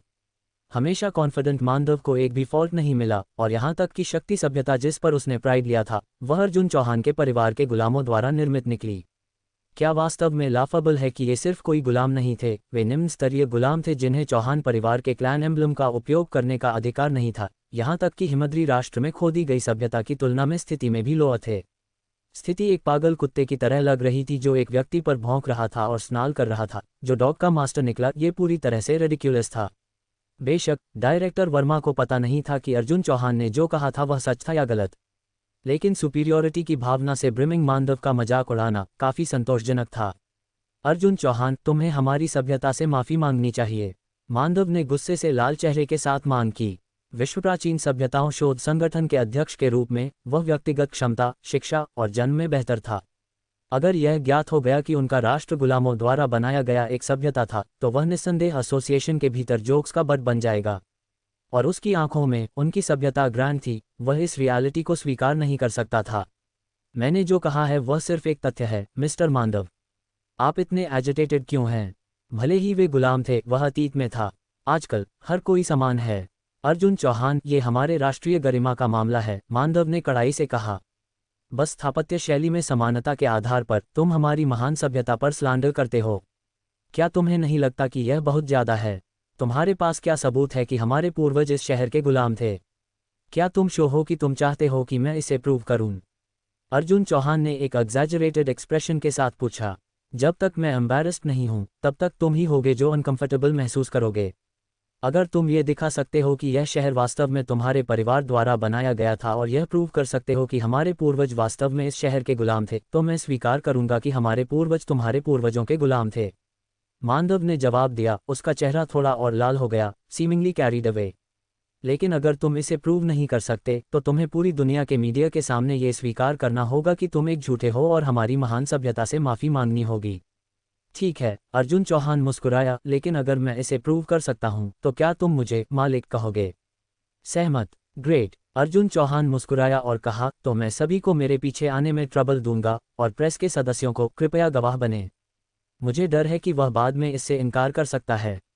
मीडिया रिपोर्टर्स अविश्वसनीय रूप से एक्साइटेड थे। एक शर्त इतनी थ्रिलिंग, अगर वे फर्स्ट हैंड जानकारी से क्यों कर सकते थे तो निश्चित रूप से एक सेंसेशनल इफेक्ट पैदा कर सकता था। अगर तुम सच में इसे प्रूव कर सकते हो तो मैं मांडव हारने का खर्च उठा सकता हूँ। अब कृपया मेरे साथ मेरे पूर्वजों के कैसल का दौरा करने में शामिल हों। अर्जुन चौहान ने केंद्र में मैसिव पिरामिड शेप्ड फोर्ट्रेस की ओर नेतृत्व किया। हर कोई वंडर और लॉन्गिंग से भरी आंखों के साथ पीछे चला गया, चाहे ये सभ्यता किस राष्ट्र से संबंधित थी। ऐसा ग्लोरियस इतिहास हर व्यक्ति के सम्मान के योग्य है। इस कैसल की कुल ऊंचाई 66.66 मीटर है, जिसमें 8 स्तर हैं, नीचे से ऊपर तक, क्रमशः इंडस्ट्रियल, एंटरटेनमेंट, स्टोरेज और रेजिडेंशियल एरिया और सो ऑन, जिनमें से सभी हमारे चौहान परिवार की सभ्यता और ज्ञान को एम्बॉडी करते हैं। ये जगह क्या है? एक विद्वान ने पूछा, एक कमरे को घूरते हुए जो लगभग 100 फीट जितना बड़ा था। कमरे के अंदर कई बड़े उपकरण रखे गए थे, फिर भी कोई भी यह नहीं समझ सकता था कि ये ऑडली शेप्ड ऑब्जेक्ट्स क्या थे। हथियार, धातु, फॉर्जिंग। मंगेश ने कमरे के बाहर पत्थर की स्लैब्स पर इंस्क्रिप्शंस को पढ़ा और जल्दी से कुछ शब्दों को डिसाइफर किया। लगता है कि यह हथियारों को फॉर्जिंग करने के लिए एक जगह है। सही, अर्जुन चौहान ने नोट किया। लगता है कि मिस्टर मंगेश को मेरे पूर्वजों द्वारा स्थापित सभ्यता की सच में एक गहरी समझ है। मंगेश वास्तव में काफ़ी अस्टोनिश्ड था। शक्ति सभ्यता से उसने जो टेक्स्ट निकाला था, हालांकि इस शहर से थोड़ा अलग था, लगभग 70% समान था। ऐतिहासिक रूप से तुम इसे कैसे भी देखो, उनकी शक्ति सभ्यता इस शहर के साथ इंट्रिकेटली कनेक्टेड थी और शायद वास्तव में इससे स्प्लिंटर्ड ऑफ हो गई थी। अचानक उसे थोड़ा डिसहार्टेंड महसूस होने लगा। क्या हम एक विजिट के लिए अंदर जा सकते हैं? मिस्टर अर्जुन, क्या हम फोटोग्राफ्स ले सकते हैं? बेशक, अर्जुन चौहान ने नोट किया। उसके लिए ये आइटम्स प्रैक्टिकली वर्थलेस थे और यहाँ तक कि अगर फोटोग्राफ्स लेने से संरचना को नुकसान हुआ तो उसे बिल्कुल भी बुरा नहीं लगेगा। हालांकि ये आइटम्स उसके पूर्वजों द्वारा छोड़े गए थे, उसने इतने सारे विरासत में मिले थे कि 1 या 2 कम होने से मुश्किल से कोई फर्क पड़ेगा। मिस्टर अर्जुन, ये डायरेक्टर वर्मा एंग्शियस था। क्या तुम सच में इसे अपनी पर्सनल प्रॉपर्टी मानते हो? अब जब इसे राज्य द्वारा अनर्थ किया गया है तो ये राष्ट्र का है। ये तुम्हारा कॉल कब बन गया? अगर कुछ क्षतिग्रस्त हो जाता है तो किसकी जिम्मेदारी होगी? साय, कोई बात नहीं, कोई बात नहीं। अर्जुन चौहान ने चकल किया। हर कोई, चलो फोटोग्राफ्स नहीं लेते हैं। यह अब हमारे भारत का है और मेरे लिए इंटरवीन करना सही नहीं होगा, खासकर जब मैंने इसे अपने परिवार की संपत्ति प्रूव नहीं किया है। बस चारों ओर देखना पर्याप्त है। क्या यहाँ कोई लाइट सोर्स है? ये बहुत अंधेरा है। बेवकूफ़, 5000 से अधिक वर्षों पहले का एक शहर और तुम इस तरह का सवाल पूछ रहे हो? क्या तुम्हें ब्रेन हेमरेज हुआ है? हा, आधुनिक शहरों में इतना समय रहने के बाद मैं भूल गया हूँ कि हम एक प्राचीन शहर में हैं। रास्ता बनाओ, मैं लाइट ऑन करूँगा। उस क्षण अर्जुन चौहान कमरे के किनारे चला गया और एक प्रोट्रूडिंग पत्थर पर प्रेस किया। चट्टानों के हिलने की एक आवाज़ थी और हर किसी के एस्टोनिशमेंट के लिए कमरे के टॉप पर लाइट सोर्सेस दिखाई दिए और ब्राइटर होते गए जब तक कि पूरा कमरा इल्यूमिनेटेड नहीं हो गया। ये कैसे संभव है? 5000 साल पहले का एक शहर और उनके पास लाइट्स हैं। अद्भुत, हे भगवान, आयो, वाह! सभी विद्वानों ने एक्सक्लेमेशन के साथ बाहर निकाल दिया। एडिसन ने लाइट बल्ब का आविष्कार कब किया? वह 19वीं सदी में था और तुम मुझे बता रहे हो कि 5000 से अधिक वर्षों पहले लाइट्स थीं। इस पॉइंट पर वे या तो ये संदेह कर रहे थे कि अर्जुन चौहान का परिवार एलियंस थे या उसके पूर्वज आधुनिक युग से टाइम ट्रैवल कर गए थे। अर्जुन चौहान ने अपने हाथों से राख को झाड़ा। ये सिर्फ एक रेड स्टोन है जो हवा में ऑक्सीजन के संपर्क में आने पर उस पर लुमिनेसेंट सब्सटेंस को सक्रिय करता है। तुम मजाक कर रहे हो, है ना? मुझे यह मत बताओ कि बस इसी ने तुम्हें डरा दिया है। ये बस अनबिलीवेबल है, क्यूरेटर वर्मा ने कहा, ब्राइट सीलिंग को देखते हुए। वह निश्चित रूप से जानता था कि प्रकृति में कई चट्टानें ग्लो कर सकती हैं, जैसे फ्लोराइट, जो गर्म होने या रगड़ने पर फ्लोरेसेंस उत्सर्जित करता है। लेकिन उसने कभी भी ऐसी चट्टानों के बारे में नहीं सुना था जो एक जगह को रोशन कर सकती हैं जैसे कि ये दिन का उजाला हो। बेशक, हर कोई एक बात के बारे में बहुत स्पष्ट था, कई प्राचीन सभ्यताओं में प्रत्येक की अपनी विशेषताएं और चमक थी, जिनमें से कई ने इस युग के मानकों को भी पार कर लिया, यहाँ तक कि वैज्ञानिकों को भी बैफल छोड़ दिया। अगर लोग हजारों साल पहले क्रेनियल सर्जरी कर सकते थे तो एक ग्लोइंग रॉक के बारे में इतना सरप्राइजिंग क्या है? इस शहर के संस्थापक का वास्तव में अर्जुन चौहान से कुछ लेना देना होना चाहिए। अचानक हर किसी को यह तथ्य महसूस हुआ। केवल एक व्यक्ति जो शहर से बेहद परिचित था, वह इसे इतनी अच्छी तरह से जान सकता था कि वे हाथ के फ्लिक के साथ लाइट स्विच पा सकते थे। क्या यह उनका अपना घर नहीं था? सदमा केवल थोड़ी देर तक चला, इससे पहले कि हर कोई जल्दी से अपनी कंपोजर वापस पा लिया और उनका ध्यान तथाकथित हथियार फॉर्जिंग रूम पर फिर से केंद्रित हो गया।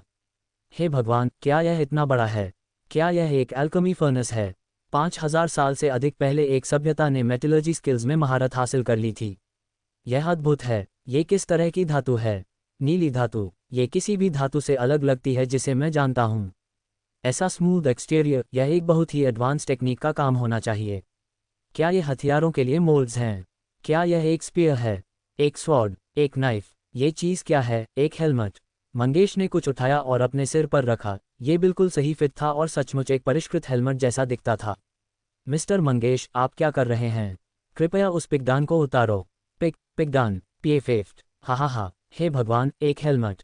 तुम मुझे हंसाकर मार रहे हो। पिगदान क्या है? क्या ये हेलमेट्स के लिए भारतीय लोगों द्वारा इस्तेमाल किया जाने वाला एक और नाम है? मुझे तुम्हें एनलाइटन करने दो। एक पिगदान को एक पोर्टेबल टॉयलेट के रूप में समझा जा सकता है, जिसका उपयोग पेशाब करने और डेफिकेटिंग करने के लिए किया जाता है। क्या वहां मौजूद सभी भारतीय विद्वान और मीडिया रिपोर्टर्स हंसने से खुद को रोक नहीं पाए? यह उनकी पहली बार थी जब किसी ने अपने सिर पर पिगदान को हेलमेट के रूप में पहना था और फिर भी सोचा था कि वे कूल लग रहे थे।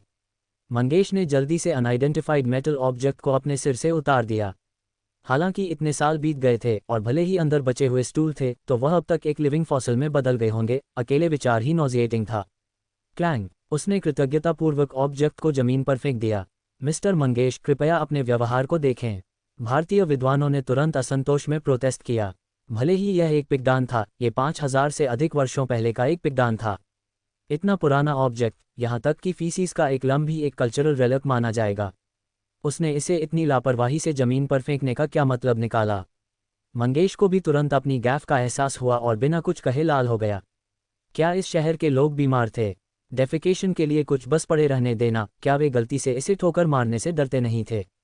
मुझे तुम्हें इंट्रोड्यूस करने दो, अर्जुन चौहान ने कहा। यह हमारे परिवार द्वारा आविष्कार किया गया एक मेटलर्जिकल टूल है, जो 20,000 डिग्री सेल्सियस से अधिक मेल्टिंग पॉइंट्स के साथ धातुओं को स्मेल्टिंग करने में सक्षम है।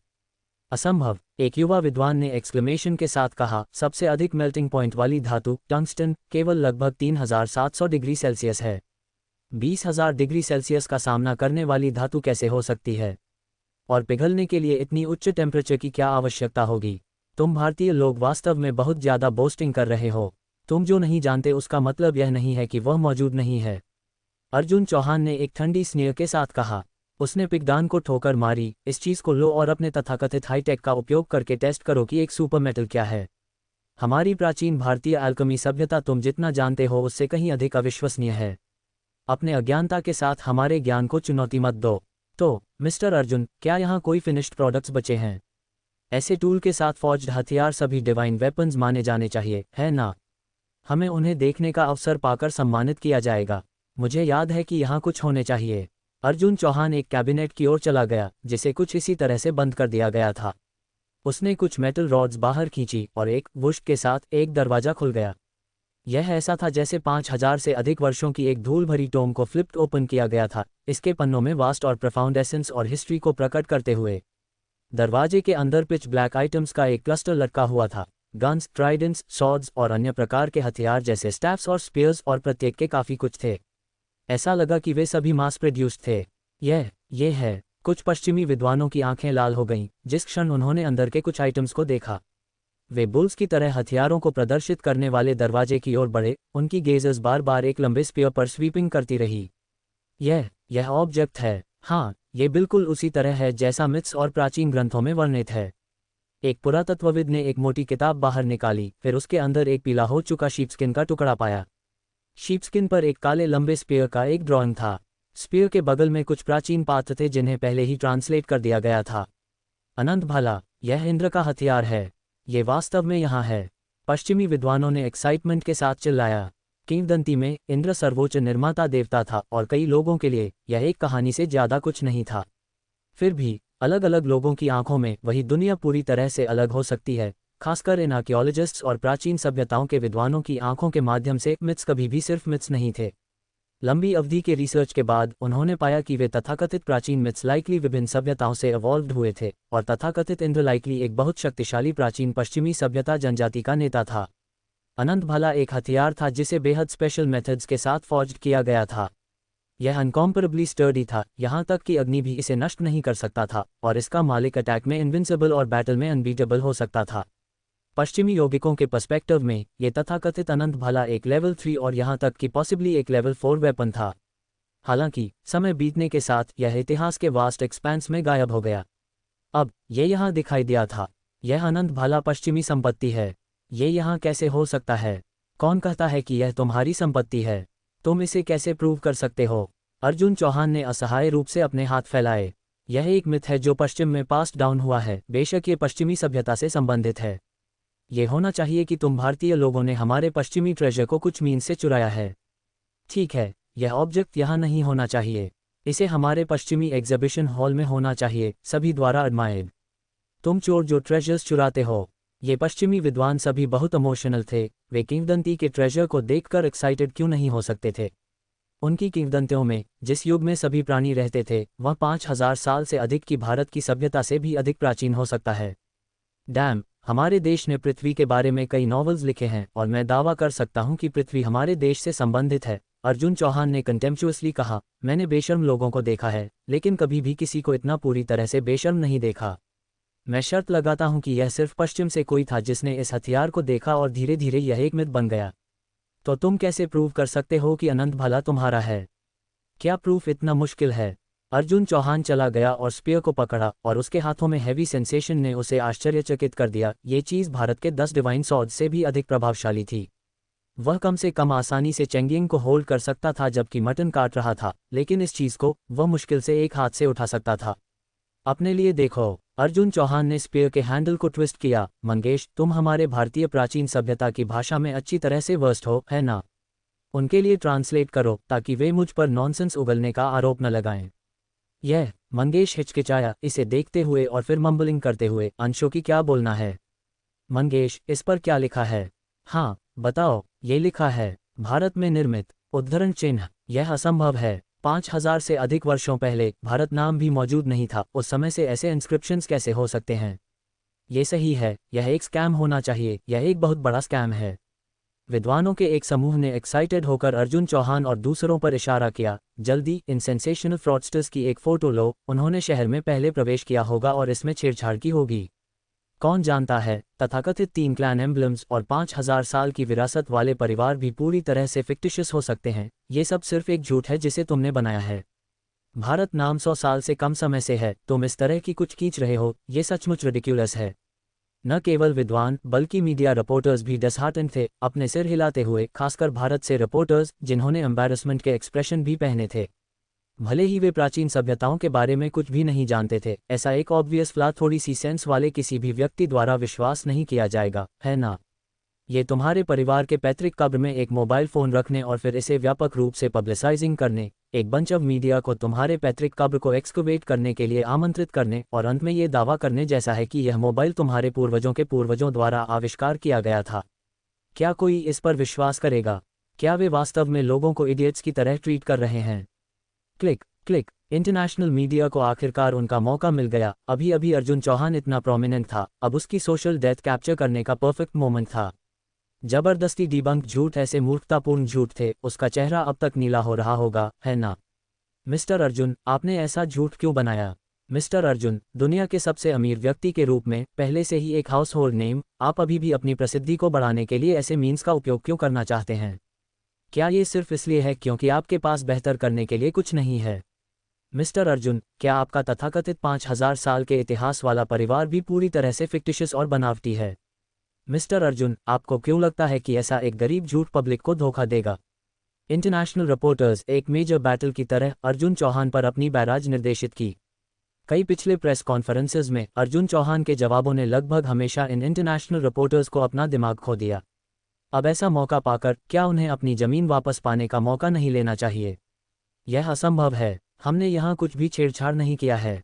डायरेक्टर वर्मा ने तुरंत समझाया, ये साइट अपनी एक्सकवेशन के बाद से बहुत स्ट्रिक्ट कंट्रोल के तहत रहा है, 24 आवर सर्वेलेंस के साथ किसी को भी यहाँ छेड़छाड़ करने से रोक रहा है। डायरेक्टर वर्मा भी पजल्ड था। प्राचीन शहर एक्सकवेशन प्रोजेक्ट के एडमिनिस्ट्रेटर के रूप में जब से शहर को अनर्थ किया गया था, यहाँ हमेशा लोग तैनात थे जो इसकी निगरानी कर रहे थे, और किसी ने भी कभी घुसपैठ नहीं की थी। यहाँ तक कि अगर अर्जुन चौहान ने सच में इसमें छेड़छाड़ की थी तो इतनी निगरानी से बचना असंभव था। इसके अलावा ये कहा गया था कि राज्य ने यहाँ एक मिस्टीरियस मिलिट्री यूनिट भी तैनात किया था, यहाँ तक कि एक फ्लाई भी अंदर नहीं जा सकती थी। लेकिन उसके सामने का सीन बस बहुत आउटरेजस था। 100% कॉन्फिडेंस के बिना वह एब्सोल्युटली इन विदेशी रिपोर्टर्स की तरह ही स्केप्टिकल एटीट्यूड बनाए रखेगा। ये वही है जो तुम भारतीय लोग दावा करते हो, मोंटेनेग्रो ने तुरंत रिटॉर्टेड किया। तुम कहते हो कि रेलिक की खोज उस दिन हुई थी, वह उस दिन था। शायद तुमने इस प्राचीन शहर की खोज बहुत पहले ही कर ली थी और इसे अनाउंस करने से पहले इस झूठ को लंबे समय से तैयार कर रहे थे। ठीक है, क्या तुम्हारे पास सबूत है कि कोई भी कभी अंदर नहीं आया है? न तो तुम्हारी सर्वेलेंस और न ही तुम्हारे स्टेटमेंट्स में कोई पब्लिक क्रेडिबिलिटी है। क्या मैं तुम्हें मजाक कर रहा हूँ? इतने सारे कैमरास का सामना करते हुए अर्जुन चौहान का एक्सप्रेशन पूरी तरह से कंपोज रहा। कौन कहता है कि भारत शब्द अभी दिखाई दिया? अगर तुम विश्वास नहीं करते तो बस किसी को इस चीज़ की उम्र वेरीफाई करने के लिए लाओ। विद्वानों ने ग्लांसेस का आदान प्रदान किया। मिस्टर अर्जुन, इस बार साइट में रेलिक्स का पता लगाने के लिए हम कुछ फिजिसिस्ट्स और यहाँ बहुत सारे इक्विपमेंट लाए हैं। अगर झूठ हमारे द्वारा डिबंक्ड हो जाता है तो मुझे डर है कि तुम फेस नहीं बचा पाओगे।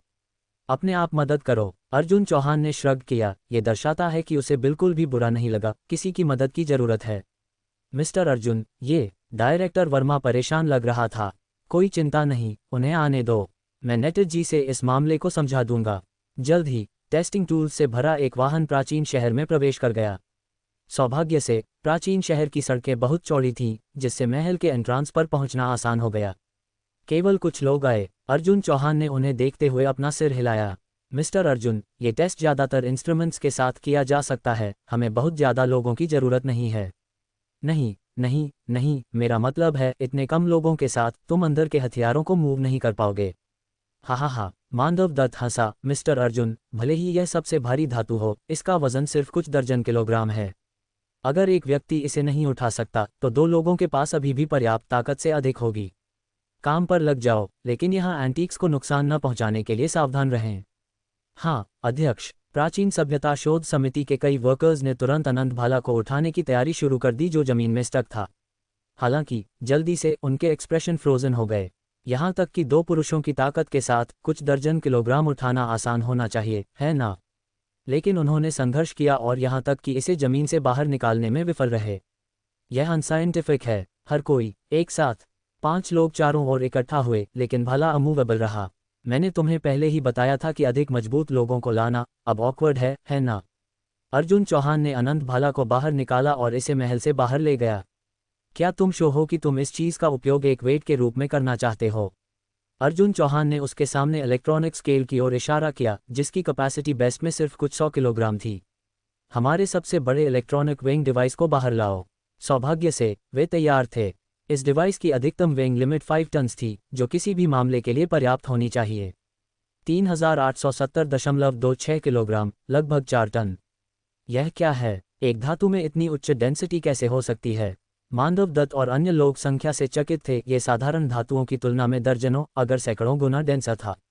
पृथ्वी पर ऐसी प्रॉपर्टीज वाली कोई धातु बस मौजूद नहीं थी। इतनी उच्च डेंसिटी ह्यूमैनिटी की वर्तमान समझ के आधार पर केवल न्यूट्रॉन स्टार्स या वाइट डवार्फ्स पर पाई जाने वाली मैटर में ही मौजूद हो सकती है ना? जल्द ही बंच ऑफ इंस्ट्रूमेंट्स को अनंत भाला से जोड़ा गया, इस हथियार के डेटा एनालिसिस को शुरू करते हुए। 1020 इसकी डेंसिटी स्टील की तुलना में 100 गुना से अधिक और पृथ्वी पर ज्ञात सबसे डेंसेस्ट मेटल की तुलना में 50 गुना अधिक है। हमारे पास लाए गए इंस्ट्रूमेंट्स के साथ हम इस मेटल के मेल्टिंग और बॉइलिंग पॉइंट्स को मेजर नहीं कर सकते हैं। हमारे सबसे highest instrument temperature 7000 degree Celsius है, लेकिन इसका मेल्टिंग पॉइंट 10,000 डिग्री सेल्सियस से अधिक हो सकता है। आइसोटोप टेस्टिंग के अनुसार ये भला 5000 साल से अधिक पुराना है, जिसमें उस पर छोड़े गए ट्रेसेस भी शामिल हैं। क्या? शुरुआती डेटा सुनकर हर कोई पृथ्वी के मिस्ट्रीज पर मार्वलिंग कर रहा था। यह महसूस कर रहा था कि पृथ्वी पर सच में इमेंस डेंसिटी और हाई मेल्टिंग पॉइंट की ऐसी धातु मौजूद थी। लेकिन बयान का दूसरा आधा हिस्सा उन्हें डम्फाउंडर्ड छोड़ गया। क्या ये चीज़ वास्तव में 5000 से अधिक वर्षों पहले भारतीय लोगों द्वारा बनाई गई थी? अर्जुन चौहान सच में झूठ नहीं बोल रहा था। 5000 से अधिक वर्षों पहले क्या ये सभ्यता भारत पहले ही बन गई थी? ये सिर्फ एक टूटा हुआ भाला है, अध्ययन करने के लिए क्या है? और अनंत भाला नाम के साथ क्या है इतना प्रेटेंशियस? ये सिर्फ मेरे पूर्वजों द्वारा व्यायाम और शिकार के लिए इस्तेमाल किया जाता था, कुछ भी रिमार्केबल नहीं, अर्जुन चौहान ने कहा। ये चीज़ मेरे पूर्वजों के समय में मास प्रोड्यूस्ड भी थी, ये केवल तुम हो जो इसे एक ज्वेल की तरह ट्रेजर करते हो। हा, मुझे पता ही था। श्री अर्जुन को प्रसिद्धि के लिए ऐसे तरीकों का सहारा लेने की क्या ज़रूरत है? बिल्कुल, ये तो हमारी प्राचीन भारतीय संस्कृति का एक साधारण सा काम है। एक मामूली शिकार का भाला जो पश्चिमी पौराणिक कथाओं में जाकर अनंत भाला बन जाता है। बड़े पैमाने पर बनी हुई एक आम चीज़, और फिर भी वे उसे कहानियों का खजाना मान रहे हैं। हा, मैंने तो सोचा था कि यह कोई अविश्वसनीय रूप से शक्तिशाली चीज़ होगी। सबसे ज़्यादा मज़ेदार बात यह है कि वे इसे एक राष्ट्रीय खजाना मानते हैं, फिर भी यह हमारे पुराने भारतीय पूर्वजों द्वारा ही बनाया गया था। वाह, कैसा व्यंग्य है! भारतीय विद्वान और पत्रकार, जिनका अभी अभी मजाक उड़ाया गया था, ने तुरंत अपना पलटवार शुरू कर दिया। सामने डेटा एनालिसिस है, आधुनिक शिल्प से बनी हुई एक नकली चीज़। अगर तुम इतने माहिर हो तो इस खास धातु को पिघलाने और फिर से आकार देने की कोशिश करो। तुम इस पर विश्वास नहीं करोगे, है ना? जहां तक मुझे पता है, इस धातु को मेरे पूर्वजों ने बहुत पहले एक उल्कापिंड के गड्ढे से खोदा था, और दुनिया में इसका दूसरा टुकड़ा नहीं मिलेगा। इसके अलावा मेरे पूर्वज की तकनीक को छोड़कर मुझे लगता है कि दुनिया में कोई भी मौजूदा तकनीक इसे पिघला और फिर से आकार नहीं दे सकती। यह कोई झूठ नहीं था। हालांकि इंसान अब लाखों डिग्री का तापमान पैदा कर सकते हैं, ऐसे उच्च तापमान को लंबे समय तक बनाए नहीं रखा जा सकता, और एक क्षणिक उदाहरण को पकड़ना पहले से ही एक महत्वपूर्ण उपलब्धि है। भले ही इसे बनाए रखना संभव हो, हर सेकंड में खपत होने वाली ऊर्जा अविश्वसनीय रूप से विशाल है, बस कुछ ऐसा नहीं जिसे इंसान सह सकते हैं। लेकिन इन मामूली दिखने वाली बड़ी चीज़ों पर भरोसा करते हुए, उस समय के इंसानों में धातु को पिघलाने के लिए पर्याप्त उच्च तापमान वाले वातावरण को बनाने का ज्ञान कैसे हो सकता था?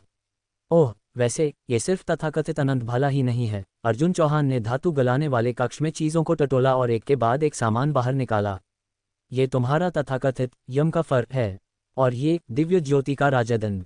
ये गरुड़ की आंख है, जो वास्तव में उस समय के अभिजात वर्ग द्वारा अपने चेहरे को ढकने के लिए इस्तेमाल किया जाने वाला एक नकाब था। जैसा तुम दावा करते हो वैसा रहस्यमय नहीं। वरुण का त्रिशूल, क्या तुम मुझे बताने वाले हो कि यह भी वरुण का था? अर्जुन चौहान ने एक के बाद एक हथियार जमीन पर गिरा दिए। पश्चिमी पौराणिक कथाओं में उल्लेखित सभी दिव्य हथियार यहाँ मिल सकते थे, और प्रत्येक का सिर्फ एक ही नहीं था। और जिस बात ने सचमुच निराशा पैदा की वह ये थी कि प्रत्येक वस्तु पर एक निशान था। भारत में निर्मित। उनके दिमाग चकरा गए। इस पल उनके दिमाग में एक डरावना विचार उभरा। अवशेष वास्तव में लगभग 6000 साल पुराने थे, और भारत में निर्मित अभिलेख भी 6000 साल से अधिक पुराना था। लेकिन जो शब्द सिर्फ 1000 या 2000 साल पहले दिखाई दिए, वे समय की धारा में आसानी से गायब हो सकते थे। भारत ने अनगिनत राजवंश देखे थे, और वर्तमान भारत में विकसित हो गया था। क्या ऐसा हो सकता है कि पर्दे के पीछे एक अदृश्य हाथ था, जो इतिहास के मार्ग को नियंत्रित कर रहा था? सीधे शब्दों में कहें, क्या कोई व्यक्ति या संगठन था जो चाहता था कि भारत इस दिन तक जारी रहे, इसलिए इतिहास की धारा को सूक्ष्मता से प्रभावित कर रहा था, ये सुनिश्चित कर रहा था कि भारत दुनिया के शिखर पर खड़ा रहे? ये सब, जैसा कि 5 या 6000 साल पहले किसी ने भविष्यवाणी की थी, पहले से ही उस भविष्य में था जिसकी उन्होंने कल्पना की थी। अगर यह वास्तव में ऐसा था, तो चौहान परिवार सचमुच भयानक था। वह 5000 से अधिक वर्षों पहले से एक वाक्यांश को अब तक बनाए रख सकता था, यहाँ तक कि विश्व स्तर पर गूंज भी सकता था। क्या इसका मतलब ये भी है कि हजारों वर्षों के दौरान अगर वह कुछ भी गायब करना चाहता था, तो वह इसे आसानी से कर सकता था? हालांकि मुझे इन चीज़ों की परवाह नहीं है। आखिरकार अगर मुझे उनमें से और चाहिए, तो मुझे जितने चाहिए उतने मिल सकते हैं।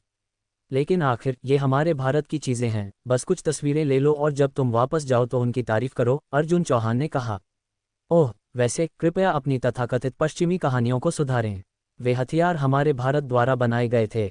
रूपांतरण गढ़ा हुआ नहीं है। कहानी कहना बकवास नहीं है। मैं तुम्हें 1 महीने का समय दे रहा हूं, और अगर मुझे वे किंवदंतियों की कहानियां सही नहीं दिखीं, तो सिर लुढ़केंगे। सिर लुढ़केंगे का क्या मतलब है? पत्रकार और विद्वानों ने एक दूसरे को देखा, हैरान थे। एक बात जो उन सभी ने महसूस की वह ये थी कि यह सभ्यता वास्तव में शानदार थी। उन्होंने ऐसी तकनीकों में महारत हासिल की थी जिसने आधुनिक लोगों को विस्मय में छोड़ दिया था, और इस खुलासे के साथ उन्हें चेहरे पर तमाचा भी मारा था। हर कोई कृपया अंदर चलना जारी रखें। अर्जुन चौहान ने आगे का रास्ता दिखाना जारी रखा। वह एक प्राचीन दरवाजे के सामने रुक गया जो एक बहुत ही पवित्र जगह की तरह लग रहा था। 2 पत्थर के दरवाजे रास्ते में उन्होंने देखे किसी भी अन्य से बड़े थे, और इतना ही नहीं, उन पर एक प्राचीन शहर की लिपि के अभिलेख थे, जिसके साथ साथ भित्ति चित्र और किनारे पर टिप्पणियां थीं। ये 3 प्रतीक हैं। दीवार पर 3 प्रतीक बैंगनी, लाल और सोने के क्रम में व्यवस्थित थे। ये बैंगनी सर्वोच्च देवताओं को दर्शाता है, लाल देवताओं के दूतों को दर्शाता है और सोना देवताओं के सेवकों को दर्शाता है। मांडव ने ऊपर के पाठ का अनुवाद किया, हालांकि अनिच्छा से। इनके अलावा कई अन्य कबीले के प्रतीक हैं जो इन 3 प्रतीकों से विकसित हुए हैं। विद्वानों ने प्रतीकों को नज़दीकी से जांचा, जिन्हें चौथे स्तर को सौंपा गया था। ये गुलामों के प्रतीकों को दर्शाते हैं, मांडव ने कहा, एक ऐसी पदवी के प्रतीक जो सेवकों की तुलना में भी कम थी। देखो, ये शक्ति सभ्यता का प्रतीक है। एक ध्यान देने वाले विद्वान ने सैकड़ों प्रतीकों के बीच एक परिचित प्रतीक पाया। उसने शक्ति सभ्यता का अध्ययन किया था और उस प्रतीक को पहचाना था जो उनके एक वेदी पर पाया गया था। मांडव का चेहरा एक पल में सफ़ेद हो गया। उसने अभी अभी कहा था कि ये गुलामों को दर्शाते हैं, सेवकों से भी कम पदवी, और अब उसने इन अपमानजनक पदों के बीच अपनी खुद की प्रतिष्ठित सभ्यता का प्रतीक पाया।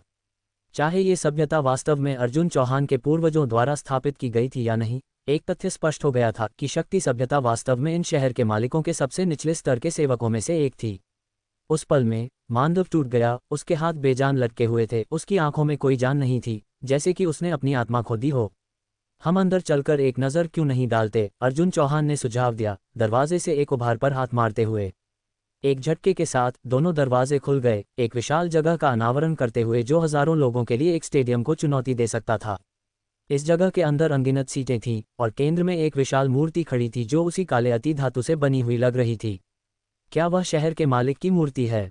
जरूर। बाहर के अभिलेखों से देखते हुए शहर के मालिक को एक देवता के रूप में पूजा जाता था। केवल उसे ही एक मूर्ति स्थापित करने और पूजा करने का अधिकार होगा। रोशनी की किरणें मूर्ति को रोशन करती हैं जो 50 मीटर लंबी खड़ी थी, लगभग महल के सबसे नीचे से ऊपर तक फैली हुई थी। हनुमान शायद इसी ऊंचाई के थे। जिस पल उन्होंने मूर्ति का चेहरा देखा, उनके चारों ओर की हवा जम गई। सभी आंखें अनैच्छिक रूप से अर्जुन चौहान की ओर मुड़ गईं, जिसका चेहरा मूर्ति के मालिक के चेहरे से लगभग हूबहू मिलता जुलता था। उसके हाथ पर अंगूठी देखो, किसी ने इशारा किया, मूर्ति की उंगली का उल्लेख करते हुए। वास्तव में अर्जुन चौहान की उंगली पर एक अंगूठी थी जो मूर्ति पर बनी अंगूठी के समान थी। ये वही अंगूठी थी जो चौहान परिवार की पीढ़ियों से चली आ रही थी, जो दिव्य शक्ति महाविद्यालय के डीन की सर्वोच्च स्थिति का प्रतीक थी। इसके लिए माफ़ करें, हमारे चौहान परिवार के जीन्स काफ़ी मजबूत हैं। मैं अपने पूर्वजों से काफ़ी मिलता जुलता हूँ, है ना? ये सिर्फ एक समानता नहीं थी, वे लगभग एक ही व्यक्ति की तरह लग रहे थे। क्या ये सबूत यह साबित करने के लिए पर्याप्त नहीं थे कि अर्जुन चौहान शहर के मालिक का वंशज था? अर्जुन चौहान ने मूर्ति की तरह ही भाव बनाया, दोस्तों, क्या मुझे अपनी वंशावली साबित करने के लिए कुछ और प्रस्तुत करने की ज़रूरत है? क्या किसी को अभी भी संदेह है? अर्जुन चौहान की आवाज़ पूरे वेदी में गूंजती रही। वहां मौजूद दर्जनों विद्वान और मीडिया वाले एक दूसरे को देखने लगे। अगर मूर्ति खुद तुम्हारी बिल्कुल नकल है, साथ ही एक पैतृक अंगूठी भी है, तो वे और क्या संदेह कर सकते हैं? नहीं नहीं, तुम अब संदेह नहीं कर रहे हो, अर्जुन चौहान ने कहा। तुम्हारे पास एक ऐसा दिल होना चाहिए जो सच्चाई की तलाश करता है ना? क्या वैज्ञानिक शोध इसी के बारे में नहीं है? तुम लोग मेरे लिए इसे बहुत आसान बना रहे हो, मैं इतना निरुत्साहित महसूस करता हूँ। अरे यार, छी, ओह तेरी, सच में, अरे यार, वह फिर से वही कर रहा है। न केवल विदेशी विद्वान बल्कि भारतीय पत्रकार और विद्वान भी इसे और सुनना मुश्किल पा रहे थे। क्या तुम इस तरह का अहंकार दिखाना बंद नहीं कर सकते? क्या इस तरह के उपहास के साथ बोलने की कोई ज़रूरत है? तुम्हारा पेशा तांत्रिक होना चाहिए, है ना? अगर तुम अभी भी मुझ पर विश्वास नहीं करते तो हम DNA की जांच कर सकते हैं। अर्जुन चौहान ने कहा, मुझे पता नहीं क्यों, लेकिन हमारे परिवार के जीन्स में कुछ सचमुच मजबूत हो सकता है, क्योंकि हमारी प्रति पीढ़ी में केवल एक बच्चा हो सकता है। अगर कई गर्भधारण होते तो अन्य निश्चित रूप से मृत जन्म के रूप में समाप्त हो जाते। मेरे पूर्वज को जुड़वां बच्चे हुए थे और जो मर गया था उसे एक मम्मी बनाकर इस महल में एक कब्र में दफनाया गया था। अर्जुन चौहान ने बोलना जारी रखा, प्राचीन मिस्र की मम्मी बनाने की तकनीकों की तुलना में हमारी तकनीक बहुत अधिक शानदार थी। यहाँ तक कि 5 या 6 हज़ार साल बाद कोई सड़न नहीं होगी। आज की तकनीक के साथ हमें रक्त संबंध परीक्षण करने के लिए DNA निकालने में सक्षम होना चाहिए। अगर तुम्हें इसकी ज़रूरत है तो मैं अपने परिवार की पैतृक कब्र खोद सकता हूँ। अरे यार, यह आदमी क्रूर है। डायरेक्टर वर्मा और अन्य भारतीय विद्वानों के मुंह के कोने एंट गए। आमतौर पर लोग केवल तभी कब्र खोदते हैं जब उनमें गहरी नफरत हो, और यहाँ तुम हो अपनी बेगुनाही साबित करने के लिए अपने खुद के परिवार की कब्र को खोदने के लिए तैयार। ये किस तरह का गुस्सा है? यह उनकी पहली बार थी जब किसी को अपने खुद के परिवार की पैतृक कब्र को खोदने के लिए तैयार देखा गया। क्या तुम्हें डर नहीं है कि पूर्वज तुम्हें मारने के लिए कब्र से बाहर कूद जाएगा? नहीं, कोई ज़रूरत नहीं है, मुझे लगता है कि अब किसी को कोई संदेह नहीं है, डायरेक्टर वर्मा ने जल्दबाजी में कहा। अगर अर्जुन चौहान जारी रहा तो उसे डर था कि अर्जुन चौहान सच में अपनी बेगुनाही साबित करने के लिए अपने पूर्वजों को बुला लेगा। अगर यह सच में ऐसा हुआ तो यह एक बहुत बड़ा मामला होगा। हमें और कोई सवाल नहीं है, ये सबूत पहले ही साबित कर चुके हैं कि श्री अर्जुन वास्तव में शहर के निर्माता का वंशज है। भारत की सभ्यता वास्तव में गहरी और लंबे समय से चली आ रही है, हम सच में अपने दिल की गहराइयों से इसकी प्रशंसा करते हैं। इसे रोको, अर्जुन चौहान ने कहा। क्या ये वह समय नहीं है जब तुम्हें संदेह करना चाहिए कि मैंने मूर्ति को बाहर से लाया? इसके अलावा हिमद्री राष्ट्र के लोग संदेह कर सकते हैं कि मैंने मूर्ति जैसा दिखने के लिए प्लास्टिक सर्जरी करवाए। अर्जुन चौहान ने फिर अपनी अंगूठी दिखाने के लिए अपना हाथ उठाया, और यह अंगूठी, ये सिर्फ सामान हो सकती है। अर्जुन चौहान के उकसाने और उपहास का सामना करते हुए उनके पास सचमुच खंडन करने की कोई शक्ति नहीं थी। क्या मूर्ति को लाया गया था? चीज़ 50 मीटर से अधिक लंबी है, हनुमान जितनी बड़ी है। ऐसी एक विशाल वस्तु को लाना, चाहे तरीका कुछ भी हो, एक बड़ा काम होगा। ये किसी का ध्यान कैसे नहीं जा सकता था? क्या वे सब मोतियाबिंद से पीड़ित हैं? जहां तक प्लास्टिक सर्जरी का सवाल है, बस किसी भी डॉक्टर से जांच करवाओ और यह साफ हो जाएगा। ये स्पष्ट रूप से अर्जुन चौहान का उन्हें परेशान करने का तरीका था। वास्तव में ये वे थे जिन्होंने शुरुआत में अर्जुन चौहान का जमकर मजाक उड़ाया था। अब उसके द्वारा चेहरे पर तमाचा खाना प्रतिशोध माना जा सकता है। जहां तक अर्जुन चौहान पर संदेह जारी रखने का सवाल है, उनमें सचमुच अब हिम्मत नहीं थी, क्योंकि भले ही वे मौखिक रूप से इसे स्वीकार नहीं करेंगे, उन्होंने पहले ही अपने दिलों में सच्चाई को स्वीकार कर लिया था। अगर वह शहर के निर्माता का वंशज नहीं है तो वह लेआउट को इतनी बारीकी से कैसे जान सकता है, और उसके जैसी दिखने वाली एक मूर्ति कैसे हो सकती है? मुझे लगता है कि मैंने पहले किसी को ये कहते हुए सुना था कि अगर मैं ये साबित कर सकता हूँ कि मेरे पूर्वज ने इस शहर का निर्माण किया तो वे मेरे परिवार के गुलामों का वंशज होने का स्वीकार करेंगे। अब वह व्यक्ति कौन था? अर्जुन चौहान ने व्यंग्यात्मक ढंग से बोलना जारी रखा, लेकिन तब तक कई कैमरे पहले से ही उसके चेहरे पर लक्षित थे और उसके पास जबरदस्ती मुस्कुराने के अलावा कोई विकल्प नहीं था। उसने अपनी खुद की कब्र खोदी थी और उसे इसे भरना था, भले ही इसका मतलब घुटनों पर आना हो। मालिक, मालिक, मांडव ने अनिच्छा से बाहर बुलाया। हवा बहुत तेज है, जोर से बोलो, मैं तुम्हें सुन नहीं सकता। ये कमीना, मांडव ने अर्जुन चौहान को देखते हुए अपने दांत पीसे। मालिक। अर्जुन चौहान ने बिना किसी शर्म के इस उपाधि को स्वीकार कर लिया। मांडव का चेहरा शर्म से लाल हो गया। आज के बाद वह न केवल अपनी इज्जत खो देगा, बल्कि उसने अपने देश लौटने पर बेरहमी से शापित होने की भी उम्मीद की। उस दिन से उनके देश पर हमेशा के लिए गुलामों के वंशज का ठप्पा लग जाएगा। क्या तुम्हारा दिमाग खराब हो गया है?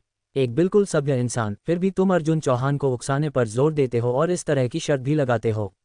तुम तो अपनी और अपने देश की गरिमा को जमीन में रगड़ रहे हो। ठीक है, ठीक है, महान मुगल साम्राज्य बहुत पहले खत्म हो गया है और अब कोई गुलाम व्यवस्था जैसी चीज नहीं है। अर्जुन चौहान हंसा। अब से जब तुम भारतीय लोगों को देखते हो तो बस थोड़ा सम्मान दिखाना, नहीं तो मुझे डर है कि तुम्हारे पूर्वज तुम्हें डांटने के लिए सपनों में वापस आएंगे। मांडव ने एक मुस्कान जबरदस्ती दिखाई, लेकिन वह अच्छी तरह से जानता था कि आज वह अर्जुन चौहान का सामना कैसे भी करे। अब से जिस पल उसके देश के लोग एक भारतीय व्यक्ति को देखेंगे, वे अनिवार्य रूप से एक ऐसी अवर्णनीयहीनता महसूस करेंगे जो उनके रक्त संबंध से जुड़ी थी। भले ही वे अब फल फूल रहे थे, कोई भी यह नहीं भूलेगा कि हजारों साल पहले उनके महान पूर्वज एक भारतीय व्यक्ति के गुलामों से ज्यादा कुछ नहीं थे, और वह भी निचले स्तर के। खैर, तो ये था रक्त संबंध के माध्यम से प्रभुत्व। श्री अर्जुन, देर हो रही है, हमें उद्घाटन समारोह और प्रेस सम्मेलन शुरू करना चाहिए, डायरेक्टर वर्मा ने किनारे से आग्रह किया। इतनी सारी जगहों का दौरा करने और बीच में कई वैज्ञानिक परीक्षण करने के बाद अब निर्धारित कार्यक्रम का समय था। जरूर, चलो वहां चलते हैं। भूमिगत खंडहरों से बाहर निकलते हुए हर कोई रेगिस्तान में स्थापित अस्थायी शिविर में पहुंचा। इस समय तक शिविर पहले ही विभिन्न देशों से हजारों पुरातत्वविदों, प्राचीन सभ्यता शोधकर्ताओं, भूवैज्ञानिकों, मीडिया कर्मियों और अधिक लोगों को इकट्ठा कर चुका था। डायरेक्टर वर्मा ने मंच लिया और एक शानदार भाषण दिया, फिर आधिकारिक तौर पर दुनिया के लिए खंडहरों के उद्घाटन की घोषणा की। दुनिया के बाकी हिस्सों के साथ 5000 से अधिक वर्षों तक चली आ रही सभ्यता का शोध करने के लिए उत्सुक थे। एक महान राष्ट्र की भव्यता को तुरंत जयकारों और तालियों के साथ मिला। वह उदारता केवल एक शक्तिशाली देश के पास थी। मेरा मानना है कि हर कोई जानता है कि दुनिया के सबसे अमीर व्यक्ति श्री अर्जुन इस शहर के निर्माता का वंशज हैं, डायरेक्टर वर्मा ने कहा। आज हमने पत्रकारों के लिए श्री अर्जुन के साथ एक साक्षात्कार की भी व्यवस्था की है और उनके सवालों के लिए आधा घंटा आरक्षित किया है। अब चलो मंच को श्री अर्जुन चौहान को सौंपते हैं। तालियों की गड़गड़ाहट के साथ अर्जुन चौहान मंच पर चला गया और बेपरवाह होकर सोफे पर बैठ गया। मेजबान अभी भी सागर सिंह था, जो अर्जुन चौहान को देखते ही एक लाचार मुस्कान दिखाने से खुद को रोक नहीं पाया, कुछ महीने पहले अर्जुन की शीर्ष स्तरीय बयानबाजी से अभिभूत होने के डर को याद करते हुए। श्री अर्जुन, हम फिर से मिलते हैं, सागर सिंह ने कहा। हाँ, और मुझे लगता है कि हम भविष्य में एक दूसरे को और भी ज्यादा देखने वाले हैं। श्री अर्जुन, मेरे पास हमेशा एक निजी सवाल रहा है जो मैं आपसे पूछना चाहता हूँ। कृपया पूछिए। ये देखते हुए कि आपका परिवार इतने लंबे समय तक चला आ रहा है और देशों को चुनौती देने के लिए पर्याप्त अमीर हो सकता था, क्या आपके किसी भी पूर्वज ने कभी सम्राट बनने और पूरी दुनिया को एकजुट करने के बारे में सोचा? सागर सिंह ने पूछा। ये सवाल बहुत ही दिलचस्प था और कई लोगों ने अपने कान खड़े किए। सम्राट बनने का क्या फायदा है?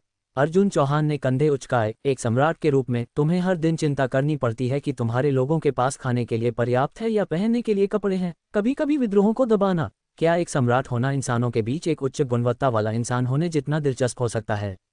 हा, डायरेक्टर वर्मा सच में डायरेक्टर वर्मा हैं, उनकी जुबान वर्साए के लिए ही बनी लगती है, और अब हमारे पास मानवता के उच्च गुणवत्ता वाले इंसान हैं जो समय पर एक संदर्भ दे रहे हैं, लेकिन उनके शब्द वास्तव में निर्दोष हैं।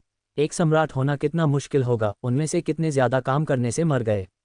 एक उपहासित मूर्ख शासक होने के बजाय एक बेपरवाह अरबपति होना इतना बेहतर नहीं होगा? क्या तुमने अभी अभी अंतर्राष्ट्रीय खबरें देखीं? यह अब पूरी तरह से साबित हो गया है कि डायरेक्टर वर्मा इस अवशेष के मालिक का वंशज है। उस युग में क्या यह उसे लगभग एक सम्राट के बराबर नहीं बनाता था? श्री अर्जुन हमेशा की तरह मजाकिया हैं, सागर सिंह ने जल्दी से बातचीत को संभाला। लेकिन मैं उत्सुक हूं, आपके पूर्वजों ने ऐसे शहर को क्यों छोड़ दिया जिसे उन्होंने स्थापित किया था? क्या ये भूवैज्ञानिक परिवर्तनों के कारण था? प्रारंभिक शोध के बाद विद्वानों ने पता लगाया कि 5000 साल से अधिक पहले यहाँ एक बड़ा उथला भूवैज्ञानिक उथल-पुथल था जिसने इस शहर को भूमिगत दफना दिया था। हालांकि इस भूवैज्ञानिक उथल-पुथल का कारण आज तक अनिश्चित है। ये सही है, अर्जुन चौहान ने झूठ-मूठ कहा। इसके दो कारण हैं। एक ये है कि मेरे पूर्वजों ने कुछ तरीकों से इस गंभीर भूवैज्ञानिक परिवर्तन की भविष्यवाणी की थी। हालांकि शहर उन्नत था, ये प्रकृति माता का विरोध करने के लिए पर्याप्त नहीं था, इसलिए उन्होंने इसे छोड़ने का फैसला किया। आपके पूर्वज में ऐसी क्षमताएं थीं। भूवैज्ञानिक गतिविधि की सबसे शुरुआती मानव समझ झांग हेंग द्वारा आविष्कार किए गए भूकंपमापी से जुड़ी है। वह सब तो बुनियादी चीजें हैं, अर्जुन चौहान ने कंधे उचकाए।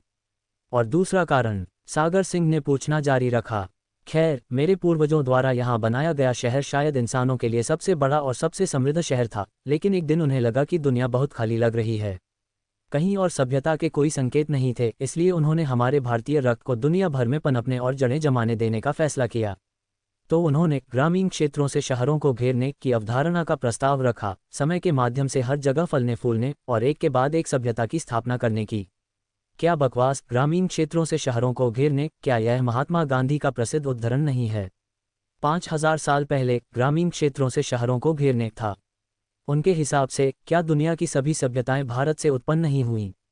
यह अब केवल भारत से उत्पन्न नहीं है, यह ऐसा है जैसे दुनिया की सभी सभ्यताएं अर्जुन चौहान के परिवार से उत्पन्न हुईं। ऐसा एक मजबूत कारण, मुझे सच में इस पर विश्वास हो गया। मैं आपत्ति करता हूँ, एक अंतर्राष्ट्रीय पत्रकार तुरंत खड़ा हो गया। श्री अर्जुन के अनुसार क्या सभी सभ्यताएं चौहान परिवार से उत्पन्न हुई हैं? टॉन्सिल, बैठ जाओ, ये तुम्हारी बारी नहीं है उत्तेजित होने की। हम साक्षात्कार चरण में हैं, अभी प्रश्न उत्तर चरण में नहीं। अपने सवालों को रोककर रखो। अर्जुन चौहान ने उस अशिष्ट पत्रकार को देखने तक की जहमत नहीं उठाई। हा, डायरेक्टर वर्मा हावी हो रहा है। अगर तुम्हारे पास सवाल हैं तो उन्हें रोको, ये तुम्हारी बोलने की बारी नहीं है। तुम ध्यान क्यों आकर्षित करने की कोशिश कर रहे हो? देखो, तुमने एक दुखती रग छू दी, वे चिंतित हो रहे हैं। एक दुभाषिया पत्रकार के बगल में दौड़ा और उसके कान में देर तक फुसफुसाया। पत्रकार ने अपने होंठ काटे लेकिन आखिरकार बैठ गया। तुम मेरी बातों पर विश्वास न करने का चुन सकते हो। अगर तुम विश्वास नहीं करते तो बस बाहर निकलो और दाईं ओर मुड़ो, जैसे कि तुम्हारे विश्वास से मुझे किसी तरह का फायदा होता है। माफ करना, मैं प्रभावित नहीं हूं, नहीं मुझे परवाह है, अर्जुन चौहान ने कहा और उन्हें दूसरा नजर दिए बिना उदासीनता से व्यवहार किया, जैसे कि उन्हें परेशान नहीं किया जा सकता। हा, श्री अर्जुन, हर बार जब आप बोलते हैं तो आप हमारी समझ को ताज़ा करते हैं। बेशक, मैं भी यह विश्वास करने के लिए तैयार हूं कि आप जो कुछ भी कहते हैं वह सच है, सागर सिंह ने कहा। हम सभी जानते हैं, श्री अर्जुन ने आज सभी अधिकारियों को पहले ही साबित कर दिया है कि यह प्राचीन शहर वास्तव में आपके पूर्वजों द्वारा स्थापित किया गया था। तो आगे हम इस शहर के बारे में और अधिक कहानियां सुनना चाहेंगे।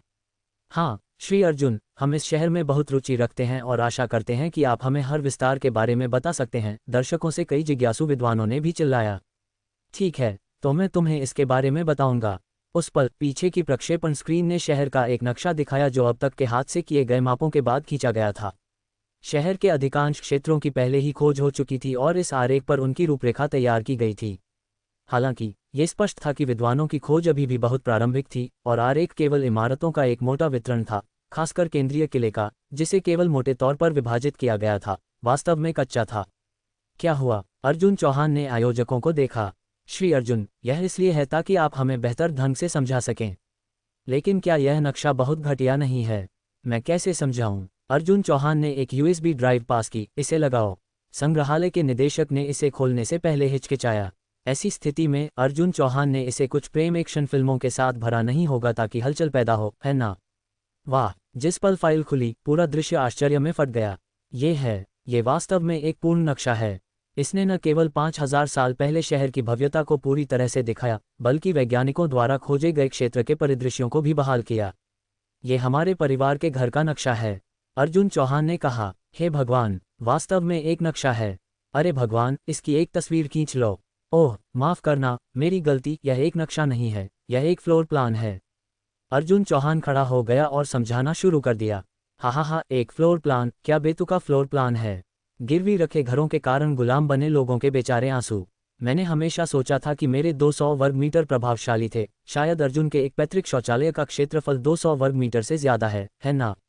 125 वर्ग मीटर वाले घर के मालिक कांप रहे हैं। 95 वर्ग मीटर वाले घर के मालिक ऑनलाइन भीख मांग रहे हैं।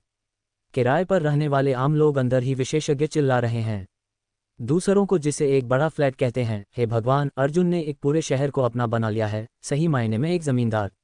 हमारा शहर एक रेगिस्तान के नखलिस्तान के किनारे पर स्थित है, जिसके उत्तर में मैदान है, दक्षिण में एक नखलिस्तान है, पूर्व में घास के मैदान हैं और पश्चिम में बर्फीली पहाड़ियां हैं। कोई कह सकता है कि यह एक असाधारण जगह है। अगर यह आधुनिक दुनिया में होता तो यह निश्चित रूप से नदी दर्शन और स्कूल इलाके के घरों के मानक का होता। देखो, यहाँ जलमार्ग और सड़कें दोनों बहुत विकसित हैं, जो मानव विकास के लिए एक आदर्श निवास स्थान बनाती हैं। वह घास का मैदान विभिन्न प्रकार के जंगली जानवरों से भरा है, जो एक प्राकृतिक प्रजनन फॉर्म के रूप में कार्य करता है। ऐसी एक प्रमुख जगह, अगर तुम इसे खरीदने का प्रबंधन करते हो। माफ करना, मैं रियल एस्टेट की बिक्री में अंशकालिक काम करता था, यहाँ तक कि बिक्री का ताज भी जीता। पेशेवर आदत। क्या श्री अर्जुन देहरादून सभा से नहीं है? क्या वह सच में शहर का परिचय दे रहा है, या मुझे ऐसा लगता है कि वह हमें एक घर बेचने की कोशिश कर रहा है? ये तो बिल्कुल बेतुका है। अर्जुन चौहान जैसे जैसे बोलता गया और ज्यादा उत्साहित होता गया। ये हमारे परिवार के निचले स्तर के गुलामों के लिए रहने का इलाका है, जिसका कुल निर्माण क्षेत्र लगभग 10 वर्ग किलोमीटर है। ये वृक्षारोपण क्षेत्र है, ये चरागाह क्षेत्र है, यह बाजार की जगह है। ये वह जगह है जहां मेरे पूर्वज सामान्य रूप से रहते थे। मैंने लाल रंग में जो जगहें अंकित की हैं, वे वह जगहें हैं जहां मैं आज हमारे विद्वानों को ले जा रहा हूं। अब ये जगह लगभग 1200 वर्ग मीटर मेरे पूर्वज के शौचालयों में से एक है। लगभग 2.4 किलोमीटर के इस गलियारे के माध्यम से वह जगह है जहां मेरे पूर्वज आमतौर पर सोते थे। लेकिन सच कहूं तो डिजाइनर बहुत बेकार था। उन्हें हर सुबह जागने के बाद शौचालय जाने के लिए एक 2.4 किलोमीटर के गलियारे से चलना पड़ता था। ये 20,000 वर्ग मीटर का क्षेत्र एक व्यायामशाला है। मेरे पूर्वज और उनकी 27 पत्नियां वहां नियमित रूप से व्यायाम करती थीं।